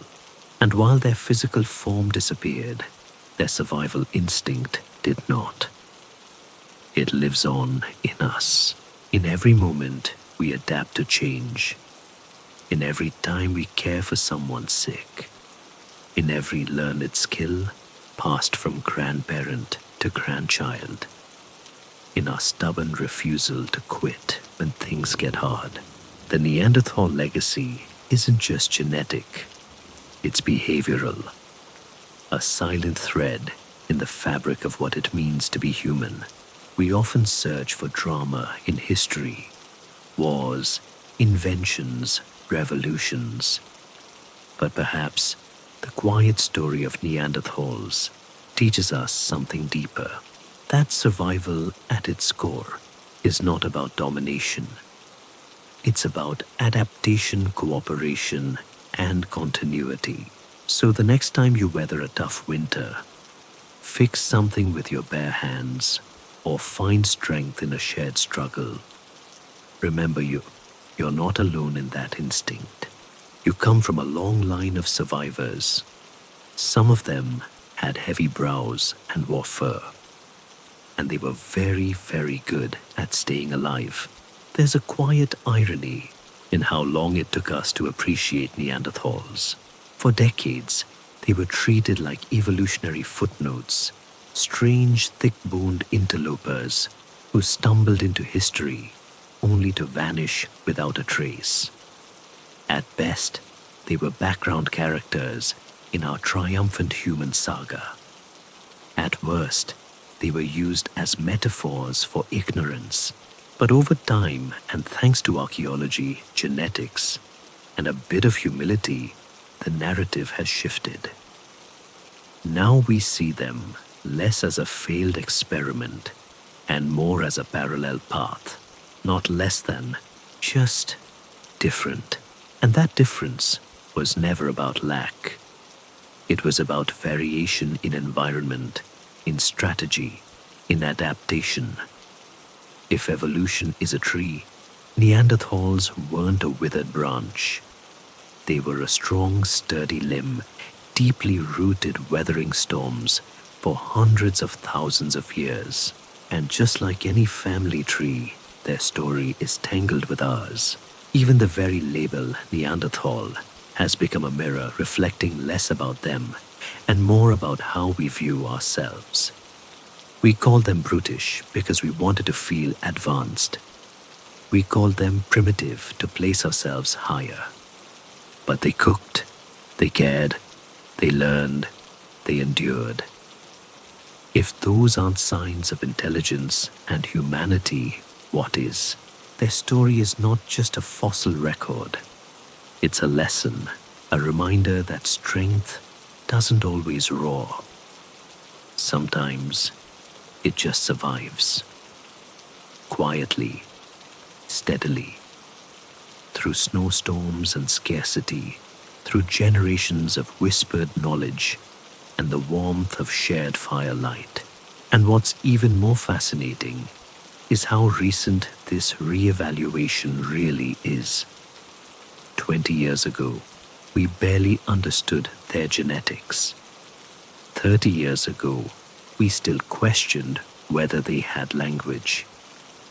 50 years ago, They were little more than punchlines in textbooks, but now they're the subject of documentaries, debates, and yes, bedtime stories. Because they're not symbols of failure, they're symbols of complexity. The kind of complexity that challenges simple narratives, that asks us to widen the definition of intelligence, to stretch our understanding of culture, to consider that humanity wasn't born all at once, but built layer by layer, species by species. And for all their differences, Neanderthals were astonishingly familiar. They lived in groups, raised children, cared for their sick, adapted to challenges. They shaped tools with purpose. They wore hides to stay warm. They knew fire and shelter and memory. Some may have buried their dead with flowers. All of that sounds very human, doesn't it? It should. Because humanity wasn't an invention. It was an inheritance, one we carry forward with every sunrise and every new generation. Neanderthals didn't write books, but their bones tell a story of survival, of quiet strength, of days strung together by necessity and care. They remind us that greatness doesn't always look like towering cities or bronze statues. Sometimes it looks like staying alive when the world tries to freeze you out. Sometimes it looks like making tools out of flint when there's no help coming. Sometimes it looks like wrapping your child in mammoth fur and hoping for one more warm morning. And maybe that's the most touching part of their legacy. Because while we might not remember their names or songs or myths, we remember them through our blood, through our resilience, through the echoes of what it meant to be alive together in a dangerous world. They didn't leave us monuments, but they left us ourselves. If Neanderthals could see how much attention they're getting now, they'd probably be flattered, or confused, or both. For a species that never wrote a word, painted a canvas, or posted anything to social media, thankfully, they've become the subject of thousands of studies, books, documentaries, and late-night debates over fire-roasted marshmallows. Their name echoes through pop culture classrooms and even DNA testing kits. But beyond the fascination, what have they truly given us? Let's start with the obvious genes. Those strands of Neanderthal DNA in many modern humans aren't just evolutionary relics, they're functional. They're working behind the scenes, influencing how we respond to viruses, how our skin reacts to UV light, and even how we sleep. Yes, sleep. Some geneticists suggest that Neanderthal DNA may affect circadian rhythms, especially in people with Northern European ancestry. That might help explain why some folks thrive in overcast climates, while others need sunlight, like plants need photosynthesis. So if you're a night owl who likes caves and hates heat, congratulations, your inner Neanderthal is alive and well. Then there's the immune system. Several Neanderthal genes influence our ability to detect and fight off pathogens. These weren't just decorative additions, they were survival boosts honed over generations in harsh Ice Age environments. And in the grand narrative of evolution, this gene flow wasn't a one-sided gift. It was an exchange, a blending, a collaboration across species lines long before anyone drew borders or raised flags. But the Neanderthal contribution isn't only biological, it's existential. They force us to reckon with what it means to be human. Are we defined by art, language burial rituals, compassion, If so, then Neanderthals likely shared more with us than we once believed. Their story cracks open the idea that humanity appeared suddenly perfect and upright. Instead, it shows us a mosaic, a patchwork of traits emerging across time, species, and regions. In fact, many of the traits we hold dear, resilience, adaptability, social bonding, are not exclusive to us. They were present in our cousins, shaped by similar needs, pressures, and environments. That recognition brings humility. We weren't the only ones to walk upright, wield tools, or light fires in the dark. We weren't the first to care for the sick or protect the weak. Neanderthals were doing those things long before our ancestors carved their first bone flute. And yet, in all this reflection, one question lingers like smoke from an ancient hearth. What did it feel like to be them, to wake in a limestone cave, hear wolves howling in the distance, and stretch aching limbs under furs? To hunt in silence through snow-covered valleys, to sing or chant or hum by firelight, hoping the child next to you would grow strong enough to survive another winter. We'll never truly know, but imagining it brings us closer. It's not about romanticizing the past or pretending life was noble and serene. It was harsh, it was short, it was unforgiving, but it was also real and full and meaningful. Neanderthals may not have left behind temples or scrolls, but they lived stories. Stories written in flint and fire, in footprints across ancient earth, in the curve of a healed bone. And now those stories are finally being read, not as curiosities, but as chapters of our shared human history. So the next time someone uses Neanderthal as an insult, remember this: they weren't stupid, savage, or backward. They were brilliant survivors, tough, thoughtful, complex beings who adapted to a world far wilder than ours. They deserve more than a footnote. They deserve a standing ovation. Well, a quiet one. It is bedtime after all. It's remarkable, really.